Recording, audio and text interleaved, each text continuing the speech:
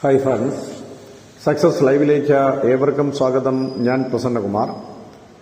Service examination board August മാസം 3 നടത്തുന്ന പരീക്ഷയുമായി ബന്ധപ്പെട്ട് 20 മാർക്കിന് അക്കൗണ്ടിംഗ്, കോസ്റ്റിംഗ്, മാനേജ്മെന്റ് അക്കൗണ്ടിംഗ്, അതോടൊപ്പം തന്നെ ഫൈനാൻഷ്യൽ മാനേജ്മെന്റ് തുടങ്ങിയ പേപ്പറുകളിൽ നിന്നുള്ള കുറേ പോർഷൻ സമന്വയിപ്പിച്ച് ഒരു സിലബസായി നിങ്ങൾക്ക് തന്നിട്ടുണ്ട്. അതിൽ 20 മാർക്കിനാണ് പരീക്ഷയ്ക്ക് ചോദിക്കുന്നത്. അതിൽ കഴിഞ്ഞ 4 വീഡിയോയിൽ ഞാൻ നിങ്ങളുടെ മുന്നിലേക്ക് ഇത് വളരെ കറക്റ്റായിട്ട് കുറച്ച് പോർഷൻ പ്രസന്റ് ചെയ്തിട്ടുണ്ട്. ഇന്നത്തെ ഒരു വീഡിയോ കൂടെ ആകുമ്പോഴത്തേക്ക് ആ ഒരു 20 മാർക്കിന്റെ ടോപ്പിക്സ് കവർ ചെയ്യാൻ പറ്റുന്നതാണ്. അപ്പോൾ അതുമായി ബന്ധപ്പെട്ട് നമുക്ക് പഠിക്കേണ്ട കാര്യമെന്ന് പറയുന്നത് അനാലിസിസ് ഓഫ് ഫൈനാൻഷ്യൽ സ്റ്റേറ്റ്മെന്റ് ആണ്. അപ്പോൾ അനാലിസിസ് ഓഫ് ഫൈനാൻഷ്യൽ സ്റ്റേറ്റ്മെന്റിൽ കുറച്ച് കാര്യങ്ങൾ നമുക്കറിയണം. അപ്പോൾ എന്താണ് ഈ ഫൈനാൻഷ്യൽ സ്റ്റേറ്റ്മെന്റ് എന്ന് അറിഞ്ഞെങ്കിൽ മാത്രമേ നമുക്ക് അനാലിസിസ് പഠിക്കാൻ പറ്റുകയുള്ളൂ. അപ്പോൾ എന്താണ് ഈ ഫൈനാൻഷ്യൽ സ്റ്റേറ്റ്മെന്റ് എന്ന് ചോദിച്ചു കഴിഞ്ഞാൽ നമുക്കറിയാം, ഒരു ബിസിനസിനെ സംബന്ധിച്ചിടത്തോളം ആ ബിസിനസിന്റെ ഒരു വർഷത്തെ ട്രേഡിംഗ് റിസൾട്ട് കണ്ടുപിടിക്കുന്നതിന് വേണ്ടി പ്രിപ്പയർ ചെയ്യുന്ന സ്റ്റേറ്റ്മെന്റ് ആണ് ഫൈനാൻഷ്യൽ സ്റ്റേറ്റ്മെന്റ് എന്ന് പറയുന്നത്. അപ്പോൾ ഈ ഫൈനാൻഷ്യൽ സ്റ്റേറ്റ്മെന്റ് എന്ന് പറയുമ്പോഴത്തേക്ക് the financial statement of A business concern include 2 statement. They are income statement and position statement. അങ്ങനെ ഇൻകം സ്റ്റേറ്റ്മെന്റും പൊസിഷൻ സ്റ്റേറ്റ്മെന്റ് എന്ന് പറയുന്ന 2 സ്റ്റേറ്റ്മെന്റുകളാണ് ഫൈനാൻഷ്യൽ സ്റ്റേറ്റ്മെന്റിൽ ഇൻവോൾവ് ചെയ്തിരിക്കുന്നത്. അപ്പോൾ ഇതിൽ എന്താണ് ഇൻകം സ്റ്റേറ്റ്മെന്റ് എന്ന് ചോദിച്ചു കഴിഞ്ഞാൽ, income statement is otherwise called trading account and profit and loss account. അതിന്റെ മറ്റൊരു പേരാണ് ട്രേഡിംഗ് അക്കൗണ്ടും പ്രോഫിറ്റ് ആൻഡ് ലോസ് അക്കൗണ്ടും. അതുപോലെ തന്നെ പൊസിഷൻ സ്റ്റേറ്റ്മെന്റ് എന്ന് പറയുന്നത് ബാലൻസ് ഷീറ്റാണ്. അപ്പോൾ ഈ ഇൻകം സ്റ്റേറ്റ്മെന്റിൽ ഒരു ബിസിനസ് ഓർഗനൈസേഷൻ ആ വർഷം എന്തൊക്കെ റിസൾട്ട് ഉണ്ടാക്കി എന്നുള്ളതാണ് അവിടെ ഇൻകം സ്റ്റേറ്റ്മെന്റിൽ ഡെപിക്ട് ചെയ്യുന്നത്. So income statement is prepared to find out the profitability of a concern. ഒരു കൺസേണിന്റെ പ്രോഫിറ്റബിലിറ്റി എന്താണ്, റിസൾട്ട് എന്താണ്, ലാഭമാണോ നഷ്ടമാണോ, അത് ഫൈൻഡ് ഔട്ട് ചെയ്യാൻ വേണ്ടി പ്രിപ്പയർ ചെയ്യുന്ന സ്റ്റേറ്റ്മെന്റിനെ വിളിക്കുന്ന പേര് ഇൻകം സ്റ്റേറ്റ്മെന്റ് എന്നാണ്. എന്നാൽ ബാലൻസ് ഷീറ്റ് എന്ന് പറയുന്നത് പൊസിഷൻ സ്റ്റേറ്റ്മെന്റ് ആണ്. ഒരു ബിസിനസിന്റെ ഫൈനാൻഷ്യൽ സ്ഥിതി അല്ലെങ്കിൽ സാമ്പത്തിക സ്ഥിതി എന്താണെന്ന് അറിയാൻ വേണ്ടി, ഫൈനാൻഷ്യൽ പൊസിഷൻ അസർട്ടൈൻ ചെയ്യാൻ വേണ്ടി പ്രിപ്പയർ ചെയ്യുന്ന സ്റ്റേറ്റ്മെന്റിനെ വിളിക്കുന്ന പേര് ബാലൻസ് ഷീറ്റ് എന്നാണ്. So balance sheet is a statement which is prepared to ascertain the financial position of the business. അപ്പോൾ ഒരു ബിസിനസിന്റെ ഫൈനാൻഷ്യൽ പൊസിഷൻ ഫൈൻഡ് ഔട്ട് ചെയ്യാൻ വേണ്ടി, അസർട്ടൈൻ ചെയ്യാൻ വേണ്ടി പ്രിപ്പയർ ചെയ്യുന്ന സ്റ്റേറ്റ്മെന്റിനെ വിളിക്കുന്ന പേര് ബാലൻസ് ഷീറ്റ് എന്നാണ്. അതൊക്കെ ഞാൻ നേരത്തെ നിങ്ങൾക്ക് പ്രസന്റ് ചെയ്തിട്ടുണ്ട്. അപ്പോൾ ഇവിടെ നമുക്ക് എന്താണ് ഇവിടെ ചെയ്യാൻ പോകുന്നത്, ഫൈനാൻഷ്യൽ സ്റ്റേറ്റ്മെന്റ് അനാലിസിസ് നടത്തുന്നതിന് വേണ്ടി നമുക്ക് ചില ടൂൾസ് ആൻഡ് ടെക്നിക്സ് ഉണ്ട്. ഈ ഫൈനാൻഷ്യൽ സ്റ്റേറ്റ്മെന്റ് അനാലിസിസ് ബിസിനസിന്റെ സ്റ്റെബിലിറ്റി, അതുപോലെ തന്നെ ബിസിനസിന്റെ പ്രോഫിറ്റബിലിറ്റി, ബിസിനസിന്റെ ലിക്വിഡിറ്റി, ഇതൊക്കെ കണ്ടുപിടിക്കുന്നതിന് വേണ്ടി, ഇത് അനാലിസിസ് ചെയ്യുന്നതിന് വേണ്ടി ചില ടെക്നിക്സും ടൂൾസുകളും ഉണ്ട്. ആ ടൂൾസാണ് നമ്മൾ സിലബസിൽ തന്നിരിക്കുന്നത്. അപ്പോൾ അതിൽ വളരെ പ്രധാനപ്പെട്ട ഒരു ടൂൾ എന്ന് പറയുന്നത് കോസ്റ്റ് വോളിയം പ്രോഫിറ്റ് അനാലിസിസ് ആണ്. CVP എന്ന് പറയും, കോസ്റ്റ് വോളിയം പ്രോഫിറ്റ് അനാലിസിസ്. എന്താണ് ഈ കോസ്റ്റ് വോളിയം പ്രോഫിറ്റ് അനാലിസിസ് എന്ന് ചോദിച്ചു കഴിഞ്ഞാൽ, so cost volume profit analysis is A technique of ascertaining or establishing the relationship between the cost, volume of sales and profit. ഒരു ബിസിനസ്സിലെ പ്രോഫിറ്റും അതുപോലെ തന്നെ വോളിയവും അതുപോലെ തന്നെ പ്രോഫിറ്റും തമ്മിലുള്ള റിലേഷൻഷിപ്പ് എസ്റ്റാബ്ലിഷ് ചെയ്യാനുള്ള ഒരു ടെക്നിക്കിനെ വിളിക്കുന്ന പേരാണ് ഈ കോസ്റ്റ് വോളിയം പ്രോഫിറ്റ് അനാലിസിസ് എന്ന് പറയുന്നത്. നമുക്കറിയാം, ഒരു ബിസിനസിന്റെ പ്രോഫിറ്റ് എന്ന് പറയുന്നതിന്റെ ബാരോമീറ്റർ ആണ്. അപ്പോൾ ബിസിനസ്സിന് ഗ്രോത്തും സർവൈവലും വേണമെങ്കിൽ ബിസിനസ്സിന് പ്രോഫിറ്റ് നിർബന്ധമായിട്ട് ഉണ്ടായിരിക്കണം. അപ്പോൾ അതുകൊണ്ട് സെയിൽസ് വോളിയവും അതുപോലെ തന്നെ അതിന്റെ കോസ്റ്റും കമ്പയർ ചെയ്തുകൊണ്ട് പ്രോഫിറ്റബിലിറ്റി കണ്ടുപിടിക്കുകയാണ് അവിടെ ചെയ്യുന്നത്. അങ്ങനെ കോസ്റ്റ് വോളിയം അനാലിസിസ് മാനേജ്മെന്റിനെ സഹായിക്കാൻ വേണ്ടിയിട്ടാണ് ഈ അനാലിസിസ് നടത്തുന്നത്. മാനേജ്മെന്റിനെ എങ്ങനെയാണ് സഹായിക്കുക എന്ന് ചോദിച്ചു കഴിഞ്ഞാൽ 3 കാര്യങ്ങൾക്കാണ് കോസ്റ്റ് വോളിയം പ്രോഫിറ്റ് അനാലിസിസ് സഹായിക്കുന്നത്. ഒന്ന് പ്രോഫിറ്റ് പ്ലാനിംഗ് ആണ്, മറ്റൊന്ന് കോസ്റ്റ് കണ്ടുപിടിക്കാനാണ്, മറ്റൊന്ന് ഡിസിഷൻ മേക്കിംഗ് ആണ്. അപ്പോൾ കോസ്റ്റ് കൺട്രോള്, അതുപോലെ തന്നെ ഡിസിഷൻ മേക്കിംഗ്, അതുപോലെ പ്രോഫിറ്റ് പ്ലാനിംഗ്, ഈ 3 കാര്യങ്ങൾക്ക് വേണ്ടിയിട്ടാണ് യഥാർത്ഥത്തിൽ കോസ്റ്റ് വോളിയം പ്രോഫിറ്റ് അനാലിസിസ് നടത്തുന്നത്. മാത്രവുമല്ല, മാനേജ്മെന്റിന് ചില ഡിസിഷൻ എടുക്കാൻ വേണ്ടി ചില ആസ്പെക്ട്സുകൾ പ്രൊവൈഡ് ചെയ്യുക എന്ന് പറയുന്നതും കോസ്റ്റ് വോളിയം പ്രോഫിറ്റ് അനാലിസിസിന്റെ ധർമ്മമാണ്. അപ്പോൾ അതേതൊക്കെയാണെന്ന് ചോദിച്ചു കഴിഞ്ഞാൽ, ഒരു ബിസിനസ്സിൽ ലോസ് ഇല്ലാതിരിക്കാൻ എത്ര സെയിൽസ് ഉണ്ടാക്കണം, അതുപോലെ തന്നെ സെയിൽസിന്റെ മിക്സ് ഏതായിരിക്കണം, അതുപോലെ തന്നെ ഒരു പ്രോഡക്റ്റ് വാങ്ങുന്നതാണോ അതേ ഉണ്ടാക്കുന്നതാണോ ലാഭകരമെന്ന് കണ്ടുപിടിക്കണം.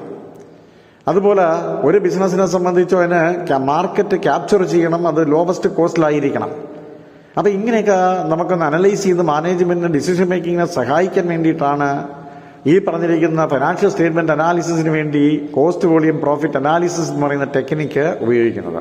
So it is A technique of establishing the relationship between the cost, volume and profit. ഇതാണ് ആ ടെക്നിക്ക് എന്ന് നമ്മൾ പറയുന്നത്. ഇനി വൈഡായിട്ട് ഉപയോഗിക്കുന്ന മറ്റൊരു ടെക്നിക്കാണ് ബ്രേക്ക് ഈവൻ അനാലിസിസ് എന്ന് പറയുന്നത്. അപ്പോൾ എന്താ ഈ ബ്രേക്ക് ഈവൻ അനാലിസിസ് എന്ന് പറയുന്നത്?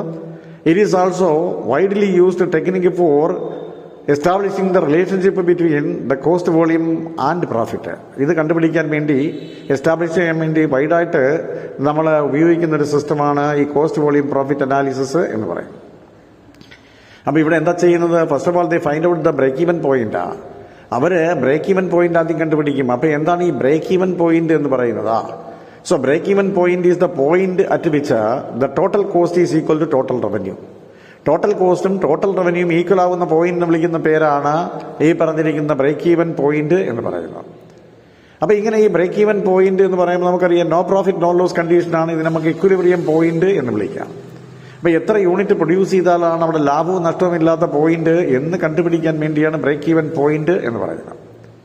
അപ്പോൾ ഈ ബ്രേക്ക് ഈവൻ പോയിന്റ് എന്ന് പറയുന്ന ആ ഒരു പോയിന്റ് കഴിഞ്ഞു. ബാക്കി ആക്ച്വൽ സെയിൽസിൽ നിന്ന് ഈ ബ്രേക്ക് ഈവൻ സെയിൽസ് നമ്മൾ കുറച്ച് കഴിഞ്ഞാൽ അത് ബാക്കി കിട്ടുന്നതിന് നമ്മൾ വിളിക്കുന്ന പേര് മാർജിൻ ഓഫ് സേഫ്റ്റി എന്നാണ്. അപ്പോൾ margin of safety is the difference between the actual sales and break even sales. Actual സെയിൽസും ബ്രേക്ക് ഈവൻ സെയിൽസും തമ്മിലുള്ള വ്യത്യാസത്തെ വിളിക്കുന്ന പേരാണ് മാർജിൻ ഓഫ് സേഫ്റ്റി എന്ന് പറയുന്നത്. ഇത് നമുക്ക് ആൾജിബ്രിക് മെത്തേഡിലാണ് ഇത് കണ്ടുപിടിക്കുന്നത്. അതേസമയം ഇതൊരു ഗ്രാഫിക്കൽ റെപ്രസെന്റേഷനിൽ ചെയ്യുകയാണെങ്കിൽ ആ ഗ്രാഫിനകത്ത് ടോട്ടൽ കോസ്റ്റ് ലൈനും അതോടൊപ്പം ടോട്ടൽ റവന്യൂ ലൈനും ഇന്റർസെക്ട് ചെയ്യുമ്പോൾ നമുക്കൊരു ആംഗിൾ കിട്ടും. ആംഗിളിനെ വിളിക്കുന്ന പേര് ആംഗിൾ ഓഫ് ഇൻസിഡന്റ് എന്നാണ്. അപ്പോൾ angle of incidence is an angle which is formed by intersecting the total cost line and total revenue line. എന്നാൽ ആൾജിബ്രിക് മെത്തേഡിൽ നമുക്ക് എങ്ങനെയാണ് ബ്രേക്ക് ഈവൻ പോയിന്റ് കണ്ടുപിടിക്കുക എന്ന് ചോദിച്ചാൽ ഫിക്സഡ് കോസ്റ്റിന് കോൺട്രിബ്യൂഷൻ പെർ യൂണിറ്റ് കൊണ്ട് ഡിവൈഡ് ചെയ്താൽ കിട്ടുന്നതാണ് break even point in unit. അപ്പോൾ ബ്രേക്ക് ഈവൻ പോയിന്റ് ഇൻ യൂണിറ്റും കണ്ടുപിടിക്കാം, സെയിൽസും കണ്ടുപിടിക്കാം. അപ്പോൾ break even point in unit എന്ന് പറഞ്ഞു കഴിഞ്ഞാൽ അവിടെ ഫിക്സഡ് കോസ്റ്റ് എത്രയുണ്ടോ അതിന് ശരിക്കും കോൺട്രിബ്യൂഷൻ പെർ യൂണിറ്റ് കൊണ്ട് ഡിവൈഡ് ചെയ്യുക. അപ്പോൾ കോൺട്രിബ്യൂഷൻ എന്ന് പറഞ്ഞാൽ നമുക്കറിയാം സെയിൽസ് മൈനസ് വേരിയബിൾ കോസ്റ്റാണ്. സെയിൽസിൽ നിന്ന് വേരിയബിൾ കോസ്റ്റ് കുറയ്ക്കുന്ന കിട്ടുന്ന കോൺട്രിബ്യൂഷൻ, ആ കോൺട്രിബ്യൂഷൻ പെർ യൂണിറ്റ് കൊണ്ട് ഫിക്സഡ് കോസ്റ്റിനെ ഡിവൈഡ് ചെയ്താൽ കിട്ടുന്നതാണ് break even point in unit. ഇനി അത് ബ്രേക്ക് ഈവൻ സെയിൽസ് കണ്ടുപിടിക്കണമെങ്കിൽ നമ്മൾ എന്ത് ചെയ്താൽ മതി? ഈ കണ്ടുപിടിച്ച ബ്രേക്ക് ഈവൻ പോയിന്റിന് നമ്പർ ഓഫ് യൂണിറ്റ് കൊണ്ടങ്ങ് നമ്പർ ഓഫ് സെല്ലിംഗ് പ്രൈസ് കൊണ്ട് ഡിവൈഡ് ചെയ്യുക. ഇനി break even point in sales കണ്ടുപിടിക്കണമെങ്കിൽ നമ്മൾ ബ്രേക്ക് ഈവൻ പോയിന്റ് ഇൻ യൂണിറ്റിന് സെല്ലിംഗ് പ്രൈസ് കൊണ്ട് മൾട്ടിപ്ലൈ ചെയ്താൽ മതി. അങ്ങനെ സെല്ലിംഗ് പ്രൈസ് കൊണ്ട് മൾട്ടിപ്ലൈ ചെയ്യുമ്പോൾ നമുക്ക് കിട്ടുന്നതാണ് break even point in sales. അങ്ങനെ ബ്രേക്ക് ഈവൻ പോയിന്റ് കണ്ടുപിടിച്ചുകൊണ്ട് ബ്രേക്ക് ഈവൻ അനാലിസിസ് നടത്തിക്കൊണ്ട് കോസ്റ്റ് വോളിയം പ്രോഫിറ്റിനെ നമുക്ക് എന്ത് ചെയ്യാം? അതിന്റെ റിലേഷൻഷിപ്പിനെ എസ്റ്റാബ്ലിഷ് ചെയ്യാം. ഇതാണ് ബ്രേക്ക് ഈവൻ അനാലിസിസ് എന്ന് പറയുന്നത്. അപ്പോൾ രണ്ട് കാര്യങ്ങൾ നമ്മൾ പറഞ്ഞു. ഇനി നമുക്കവിടെ അറിയേണ്ടതെന്ന് പറഞ്ഞാൽ ഇതിന്റെ വളരെ പ്രധാനപ്പെട്ട ടൂൾ എന്ന് പറയുന്നത് ഫൈനാൻഷ്യൽ സ്റ്റേറ്റ്മെന്റ് അനാലിസിന്റെ വളരെ പ്രധാനപ്പെട്ട ടൂൾ എന്ന് പറയുന്നത് ഇതിന്റെ കമ്പാരറ്റീവ് ഫൈനാൻഷ്യൽ സ്റ്റേറ്റ്മെന്റ് ആണ്. എന്താണ് ഈ കമ്പാരറ്റീവ് ഫൈനാൻഷ്യൽ സ്റ്റേറ്റ്മെന്റ് എന്ന് പറയുന്നത്? So this is a statement which is prepared to compare the financial data of 1 year with the previous years. ഈ വർഷത്തെ കറണ്ട് ഇയേഴ്സിന്റെ ഫൈനാൻഷ്യൽ ഡേറ്റ കഴിഞ്ഞ വർഷങ്ങളിലെ ഡേറ്റയുമായിട്ട് കമ്പയർ ചെയ്തിട്ട് അതിന്റെ റിലേഷൻഷിപ്പ് എസ്റ്റാബ്ലിഷ് ചെയ്ത് പെർസെൻറ്റേജ് കണ്ടുപിടിച്ച് ആ ബിസിനസിന്റെ പ്രോഫിറ്റബിലിറ്റി കണ്ടുപിടിക്കുന്ന ടെക്നിക്കിനെ വിളിക്കുന്ന പേര് കമ്പാരറ്റീവ് ഫൈനാൻഷ്യൽ സ്റ്റേറ്റ്മെന്റ് എന്നാണ്. അപ്പോൾ ഈ വർഷത്തെ ഫൈനാൻഷ്യൽ ഡേറ്റയും കഴിഞ്ഞ 2-3 വർഷത്തെ ഫൈനാൻഷ്യൽ ഡേറ്റയും കൂടെ നമ്മൾ പാരലായിട്ട് എഴുതിയിട്ട് അതിനെ കമ്പയർ ചെയ്ത റേഷ്യോ കണ്ടുപിടിച്ച് പ്രോഫിറ്റബിലിറ്റി കണ്ടുപിടിക്കുന്നതാണ്. ഇതിൽ തന്നെ നമുക്ക് കമ്പാരറ്റീവ് ബാലൻസ് ഷീറ്റും ഉണ്ട്, കമ്പാരറ്റീവ് ഇൻകം സ്റ്റേറ്റ്മെന്റും ഉണ്ട്. എന്താ കമ്പാരറ്റീവ് ബാലൻസ് ഷീറ്റ്? ബാലൻസ് ഷീറ്റിൽ വരുന്ന ഐറ്റംസ് ആണ് നമ്മൾ എന്ത് ചെയ്യുന്നത്? ഫൈനാൻഷ്യൽ ഡേറ്റ ആയിട്ട് കമ്പയർ ചെയ്യുന്നതെങ്കിൽ അതിനെ വിളിക്കുന്ന പേര് കമ്പാരിസൺ ഓഫ് പൊസിഷൻ സ്റ്റേറ്റ്മെന്റ് എന്നാണ്. എന്നാൽ പ്രോഫിറ്റ് ആൻഡ് ലോസ് അക്കൗണ്ടിൽ വരുന്ന ഐറ്റംസ് ആണ് നമ്മൾ കമ്പയർ ചെയ്യാൻ ശ്രമിക്കുന്നതെങ്കിൽ അതിനെ വിളിക്കുന്ന പേരാണ് കമ്പാരറ്റീവ് ഇൻകം സ്റ്റേറ്റ്മെന്റ്. അപ്പോൾ കമ്പാരറ്റീവ് പൊസിഷൻ സ്റ്റേറ്റ്മെന്റും ഉണ്ട്, അതുപോലെ തന്നെ കമ്പാരറ്റീവ് ഇൻകം സ്റ്റേറ്റ്മെന്റും ഉണ്ട്. ഇനി നമുക്ക് മറ്റൊരു ടൂളാണ് കോമൺ സൈസ് സ്റ്റേറ്റ്മെന്റ്. അപ്പോൾ എന്താണ് ഈ കോമൺ സൈസ് സ്റ്റേറ്റ്മെന്റ് എന്ന് പറയുന്നത്? ഇവിടെ നമ്മൾ എന്താ ചെയ്യുക? ടോട്ടൽ ഐറ്റം ഏതാണോ, കോമൺ ഐറ്റം ഏതാണോ, ടോട്ടൽ ഐറ്റം ഏതാണോ അതിന് ഇൻഡിവിജ്വൽ ഐറ്റം കൊണ്ട് കമ്പയർ ചെയ്യുക ചെയ്യുന്നത്. അപ്പോൾ ഇൻഡിവിജ്വൽ ഐറ്റം കോമൺ ഐറ്റവുമായിട്ട് ടോട്ടൽ ഐറ്റവുമായിട്ട് കമ്പയർ ചെയ്ത് റിലേഷൻഷിപ്പ് എസ്റ്റാബ്ലിഷ് ചെയ്യുന്നതിനെ വിളിക്കുന്ന പേര് കോമൺ സൈസ് സ്റ്റേറ്റ്മെന്റ് എന്നാണ്. അതിൽ കോമൺ സൈസ് ബാലൻസ് ഷീറ്റ് ഉണ്ട്. എന്താണെന്ന് ചോദിച്ചാൽ the percentage of each asset to total asset and the percentage of each liability to the total liability. അപ്പോൾ ആ റിലേഷൻഷിപ്പിനെ നമ്മൾ എക്സിസ്റ്റ് ചെയ്തുകൊണ്ട് നമ്മൾ എന്താ ചെയ്യുന്ന ആ ബിസിനസിന്റെ എഫിഷ്യൻസി കണ്ടുപിടിക്കുന്ന സിസ്റ്റമാണ് ഈ കോമൺ സൈസ് പൊസിഷൻ സ്റ്റേറ്റ്മെന്റ് എന്ന് പറയുന്ന അല്ലെങ്കിൽ ബാലൻസ് ഷീറ്റ്. എന്നാൽ കോമൺ സൈസ് ഇൻകം സ്റ്റേറ്റ്മെന്റ് എന്ന് പറഞ്ഞാലും അവിടെ ഉണ്ടാകുന്ന എക്സ്പെൻസുകൾ, ഓരോ ഇൻഡിവിജ്വൽ എക്സ്പെൻസുകൾ ടോട്ടൽ റവന്യൂമായിട്ട് കമ്പയർ ചെയ്യുകയാണ്. അപ്പോൾ ഓരോ ഇൻഡിവിജ്വൽ എക്സ്പെൻസുകളും ടോട്ടൽ റവന്യൂമായിട്ട് കമ്പയർ ചെയ്തുകൊണ്ട് ഒരു റിലേഷൻഷിപ്പ് എസ്റ്റാബ്ലിഷ് ചെയ്തുകൊണ്ട് അവിടെ എന്ത് ചെയ്യുന്നു, പ്രോഫിറ്റബിലിറ്റി കണ്ടുപിടിക്കുന്നു. ഇതിനെ വിളിക്കുന്ന പേര് കോമൺ സൈസ് സ്റ്റേറ്റ്മെന്റ് എന്നാണ്. ഇനി അടുത്തൊരു ടൂൾ എന്ന് പറയുന്നത് ഫിനാൻഷ്യൽ സ്റ്റേറ്റ്മെന്റ് അനാലിസിന്റെ വളരെ പ്രധാനപ്പെട്ട ടൂൾ എന്ന് പറയുന്നത് റേഷ്യോ അനാലിസിസ് ആണ്. അപ്പം എന്താണ് ഈ റേഷ്യോ അനാലിസിസ് എന്ന് പറയുന്നത്? നമുക്കറിയാം, റേഷ്യോ എന്ന് പറഞ്ഞാൽ the relationship between two variables. രണ്ട് വേരിയബിൾസ് തങ്ങളുടെ റിലേഷൻഷിപ്പ് എസ്റ്റാബ്ലിഷ് ചെയ്യുന്നതിനെ വിളിക്കുന്ന പേര് റേഷ്യോ എന്നാണ്. അപ്പോൾ ഈ റേഷ്യോ എന്ന് പറയുമ്പോൾ നമുക്കറിയാം ഇവിടെ ഒരുപാട് ടൈപ്പ് റേഷ്യോസ് ഉണ്ട്. ഒരു ബിസിനസിന്റെ പൊട്ടൻഷ്യാലിറ്റി അല്ലെങ്കിൽ ഒരു ബിസിനസിന്റെ പ്രോഫിറ്റബിലിറ്റി, ലിക്വിഡിറ്റി ഇതൊക്കെ കണ്ടുപിടിക്കാൻ വേണ്ടി വളരെ എളുപ്പത്തിൽ നമ്മൾ കണ്ടുപിടിക്കാൻ പറ്റുന്ന ടെക്നിക്കാണ് ഈ റേഷ്യോ അനാലിസിസ് എന്ന് പറയുന്നത്. അപ്പോൾ ഈ റേഷ്യോ അനാലിസിൽ നമുക്കറിയാം, ആദ്യം നമുക്കറിയേണ്ടത് പ്രോഫിറ്റബിലിറ്റി റേഷ്യോ ആണ്. എന്താണ് ഈ പ്രോഫിറ്റബിലിറ്റി റേഷ്യോ എന്ന് ചോദിച്ചു കഴിഞ്ഞാൽ പ്രോഫിറ്റുമായി ബന്ധപ്പെട്ടതാണ്. ഉദാഹരണത്തിന് ഗ്രോസ് പ്രോഫിറ്റ് റേഷ്യോ നമുക്ക് നോക്കാം. എന്താണ് ഗ്രോസ് പ്രോഫിറ്റ് റേഷ്യോ എന്ന് ചോദിച്ചു കഴിഞ്ഞാൽ, ഗ്രോസ് പ്രോഫിറ്റും സെയിൽസും തങ്ങളിലുള്ള റേഷ്യോ ആണ് എന്ന് പറയുന്നത് gross profit ratio. It is the relationship between the gross profit and sales. So it can be calculated gross profit divide by sales into 100 ആണ്. Gross profit divide by sales into 100 നമുക്ക് gross profit ratio കിട്ടും. ഇനി രണ്ടാമത് net profit ratio ആണ്. Profitability റേഷ്യോയിൽ net profit ratio എന്താണെന്ന് ചോദിച്ചാൽ net profit divide by sales into 100. അപ്പം നെറ്റ് പ്രോഫിറ്റും സെയിൽസും നിങ്ങൾ റിലേറ്റ് ചെയ്തു, അതിനെ നമ്മൾ പെർസെൻറ്റേജ് ആക്കുന്നു. അപ്പോൾ അവിടെ എന്ത് കിട്ടും? നെറ്റ് പ്രോഫിറ്റ് റേഷ്യോ കിട്ടും. Net profit divide by sales into 100 ആണ്. ഇനി ഓപ്പറേറ്റിംഗ് പ്രോഫിറ്റ് റേഷ്യോ എന്ന് പറഞ്ഞാൽ operating profit divide by sales into 100 ആണ്. Operating profit divide by sales into 100 ആണ്. ഈ മൂന്നിടത്തും ബേസ് എന്ന് പറയുന്നത് സെയിൽസ് ആണ്. അപ്പോൾ ഈ 3 റേഷ്യോ നമ്മൾ വിളിക്കുന്ന പേര് പ്രോഫിറ്റബിലിറ്റി റേഷ്യോ എന്നാണ്. ഇനി നമുക്ക് ലിക്വിഡിറ്റി റേഷ്യോ ഉണ്ട്. എന്താ ഈ ലിക്വിഡിറ്റി റേഷ്യോ എന്ന് പറയുന്നത്? ലിക്വിഡിറ്റി എന്ന് പറഞ്ഞാൽ നമുക്കറിയാം, ഒരു ബിസിനസിന്റെ കപ്പാസിറ്റിയാണ്. ഒരു ബിസിനസിന് എക്സിജൻസി അല്ലെങ്കിൽ കണ്ടിജൻസി അല്ലെങ്കിൽ എന്തെങ്കിലും പ്രയാസങ്ങൾ വന്നു കഴിഞ്ഞാൽ അതിനെ നേരിടാനുള്ള ബിസിനസിന്റെ കഴിവിനെ വിളിക്കുന്ന പേര് ലിക്വിഡിറ്റി എന്നാണ്. അപ്പോൾ ഒരു ബിസിനസ്സിന് പ്രതിസന്ധികൾ വരാം, എല്ലായ്പ്പോഴും ഫിനാൻഷ്യൽ ക്രൈസിസ് വരാം. അപ്പോൾ എപ്പോഴൊക്കെയാണോ പ്രതിസന്ധികൾ വരുന്നത്, ആ പ്രതിസന്ധി വരുന്ന സമയത്ത് അതിനെ ഓവർകം ചെയ്യാനുള്ള ഒരു ബിസിനസിന്റെ ക്വാളിറ്റി നമ്മൾ വിളിക്കുന്ന പേര് ലിക്വിഡിറ്റി എന്നാണ്. അപ്പോൾ ഈ ലിക്വിഡിറ്റി എന്ന് പറയുമ്പോൾ ലിക്വിഡിറ്റി റേഷ്യോസ് ഏതൊക്കെയെന്ന് ചോദിച്ചാൽ വളരെ പ്രധാനപ്പെട്ട 3 റേഷ്യോസ് ആണ്. അത് ഒന്ന് എന്ന് പറയുന്ന കറണ്ട് റേഷ്യോ ആണ്. അപ്പോൾ എന്താണ് ഈ current ratio? So it is the relationship between the current asset and current liabilities. അപ്പോൾ കറണ്ട് അസറ്റും കറണ്ട് ലയബിലിറ്റിയും തമ്മിലുള്ള റിലേഷൻഷിപ്പ് കാണിക്കുന്ന റേഷ്യോ വിളിക്കുന്ന പേര് കറണ്ട് റേഷ്യോ എന്നാണ്. അപ്പോൾ എന്താണ് ഈ കറണ്ട് റേഷ്യോ എന്ന് ചോദിച്ചു കഴിഞ്ഞാൽ current asset divide by current liability. ഇവിടെ ഒരു ബിസിനസ് വളരെ സ്റ്റെബിലിറ്റി ഉള്ള ബിസിനസ് ആണെന്ന് അറിയണമെങ്കിൽ കറണ്ട് അസറ്റ് എന്ന് പറയുന്ന twice of the current liability, അവിടുത്തെ റേഷ്യോ 2:1 ആയിരിക്കണം. കറണ്ട് ലയബിലിറ്റിയുടെ ഇരട്ടിയായിരിക്കണം കറണ്ട് അസറ്റ് എന്ന് പറയുന്നത്. അപ്പോൾ അങ്ങനെ വരുമ്പോഴത്തേക്ക് സ്വാഭാവികമായിട്ട് എന്താ ചെയ്യുന്ന, കറണ്ട് അസറ്റ് എന്ന് പറയുമ്പോൾ cash in hand, cash in bank, sundry debtors, bill receivable, closing stock, prepaid expense. അപ്പോൾ ഇതാണ് കറണ്ട് അസറ്റ് എന്ന് പറയുന്ന cash in hand, cash in bank, sundry debtors, bills receivable, closing stock, prepaid expense. ഇനി current liability എന്ന് പറഞ്ഞാൽ sundry creditors, bills payable, bank overdraft, outstanding expense ആണ്. അപ്പോൾ ഈ ടോട്ടൽ കറണ്ട് അസറ്റിന് കറണ്ട് ലയബിലിറ്റി കൊണ്ട് ഡിവൈഡ് ചെയ്താൽ 2:1 കിട്ടിയാൽ ആ ബിസിനസ് എഫിഷ്യന്റ് ആണ്. അപ്പോൾ ഇതാണ് കറണ്ട് റേഷ്യോ എന്ന് പറയുന്നത്. ഇനി നമുക്കറിയേണ്ടത് എന്താണ് ലിക്വിഡ് റേഷ്യോ എന്ന് പറയുന്നത്. So liquid ratio is also called quick ratio. Quick ratio അല്ലെങ്കിൽ ആസിഡ് ടെസ്റ്റ് റേഷ്യോ എന്ന് പറയുന്നതാണ് രണ്ടാമത്തെ കേസ് എന്ന് പറയുന്നത്. ലിക്വിഡ് റേഷ്യോ അല്ലെങ്കിൽ അതിന് ആസിഡ് ടെസ്റ്റ് റേഷ്യോ അല്ലെങ്കിൽ ക്വിക്ക് റേഷ്യോ എന്ന് പറയും.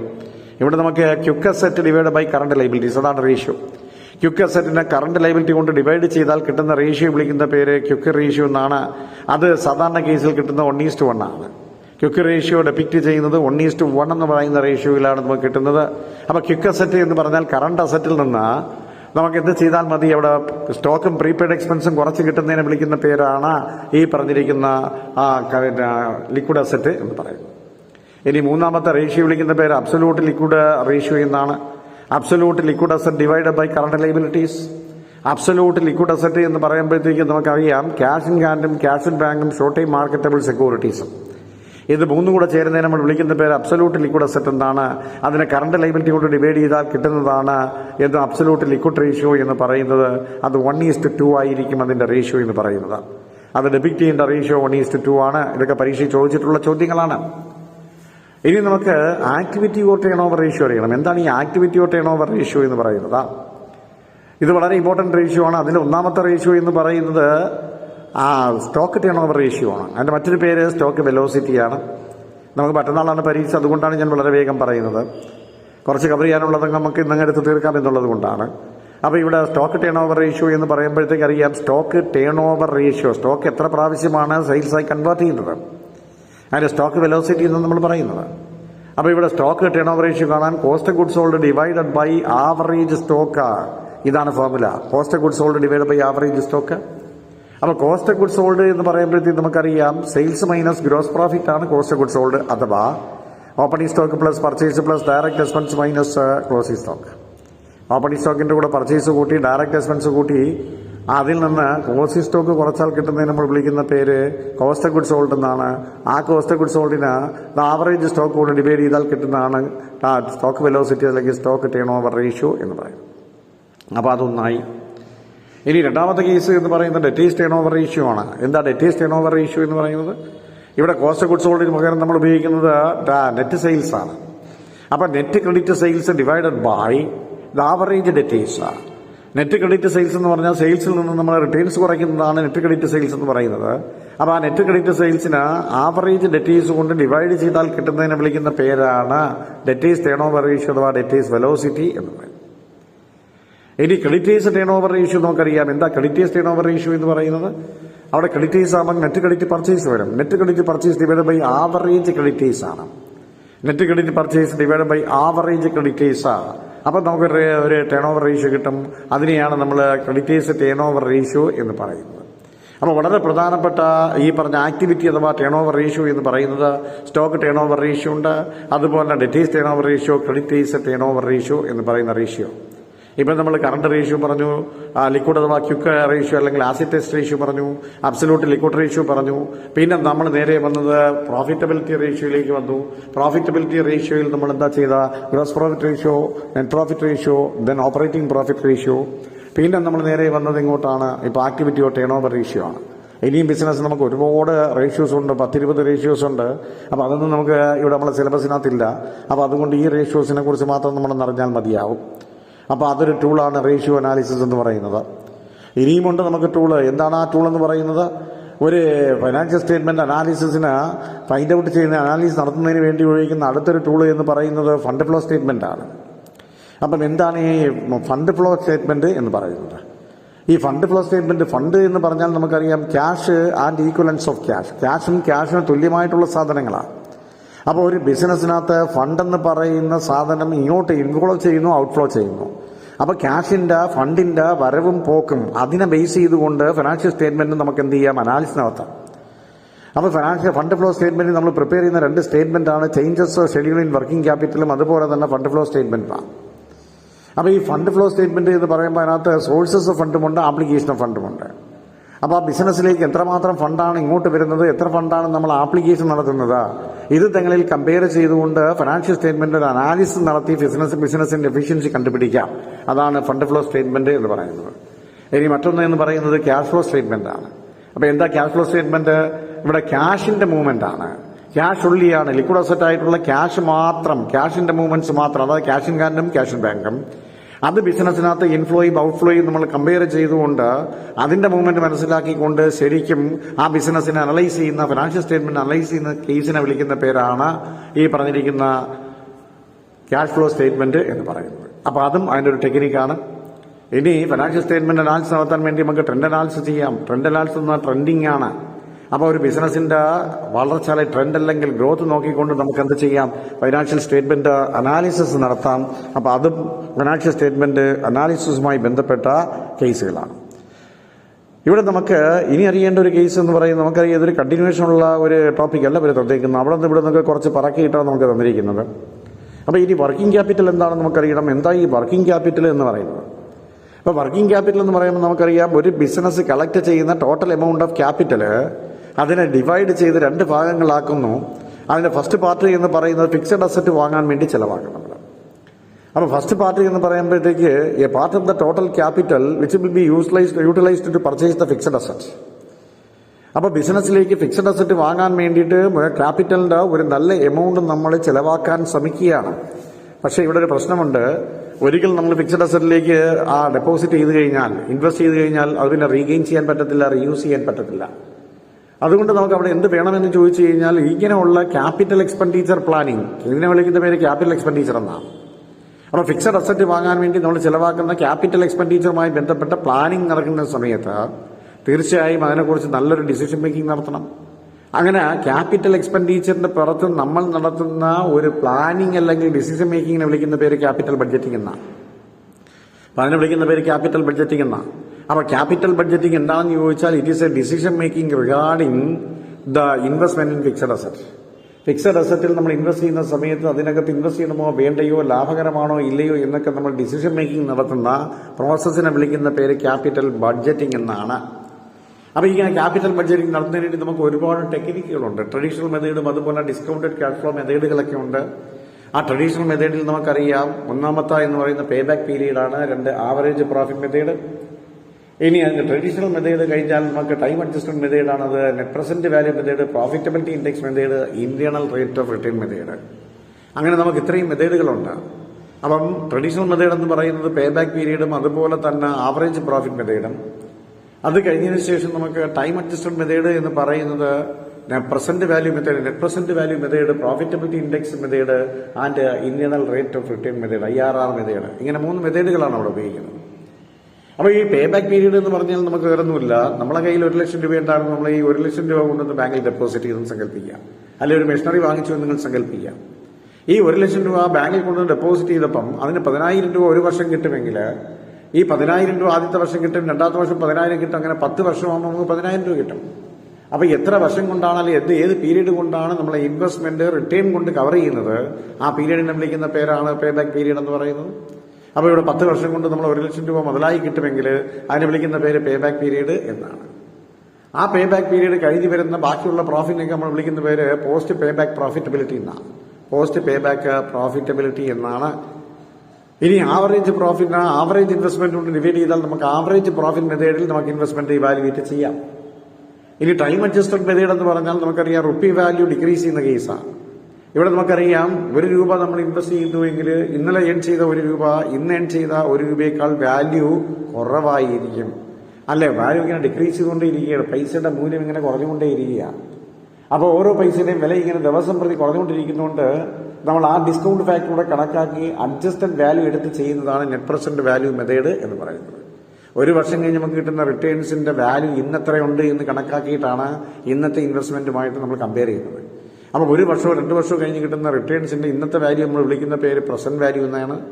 ആ പ്രസന്റ് വാല്യൂ ഓഫ് ഇൻഫ്ലോയും പ്രസന്റ് വാല്യൂ ഓഫ് ഔട്ട്ഫ്ലോയും തങ്ങളുടെ വ്യത്യാസമാണ് നെറ്റ് പ്രസന്റ് വാല്യൂ എന്ന് പറയുന്നത്. അങ്ങനെ കണ്ടുപിടിക്കുന്ന ടൈം അഡ്ജസ്റ്റ്മെന്റ് മെത്തേഡ് ടൈം വാല്യൂവിനെ കൺസിഡർ ചെയ്യുന്നു. ഇതാണ് ആ മെത്തേഡ് എന്ന് പറയുന്നത്. അങ്ങനെ ക്യാപിറ്റലിന്റെ ഒരു ഭാഗം ഫിക്സഡ് അസറ്റ് വാങ്ങാൻ വേണ്ടി നമ്മൾ ചെലവാക്കുകയാണെങ്കിൽ അതിനെ വിളിക്കുന്ന പേര് ഈ ക്യാപിറ്റൽ എക്സ്പെൻഡിച്ചർ പ്ലാനിംഗ് അഥവാ ക്യാപിറ്റൽ ബഡ്ജറ്റിംഗ് എന്നാണ്. അതിനെക്കുറിച്ച് ഡിസിഷൻ മേക്കിംഗ് നടത്തുന്നത്.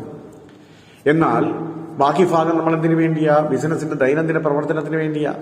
ബിസിനസിന്റെ ദൈനംദിന പ്രവർത്തനം എന്ന് പറയുമ്പോഴത്തേക്ക് നമുക്കറിയാം വർക്കിംഗ് ക്യാപിറ്റലാ. റോ മെറ്റീരിയൽ വാങ്ങണം, അതുപോലെ തന്നെ വേജസ് കൊടുക്കണം, സാലറി കൊടുക്കണം, കമ്മീഷൻ കൊടുക്കണം, ഇൻട്രസ്റ്റ് കൊടുക്കണം. അങ്ങനെ ഒരു ബിസിനസ് അതിന്റെ പ്രവർത്തനം ശരിക്കും നടക്കുന്നതിന് വേണ്ടി നമ്മൾ അഡീഷണൽ ചെലവാക്കുന്ന എമൗണ്ടുകളെ വിളിക്കുന്ന പേരാണ് ഈ വർക്കിംഗ് ക്യാപിറ്റൽ എന്ന് പറയുന്നത്. അപ്പോൾ working capital is the amount which is used for the day to day running of the business. ഒരു ബിസിനസിന്റെ ദൈനംദിന പ്രവർത്തനത്തിന് വേണ്ടി നമ്മൾ ചെലവാക്കുന്നതെല്ലാം വർക്കിംഗ് ക്യാപിറ്റലാണ്.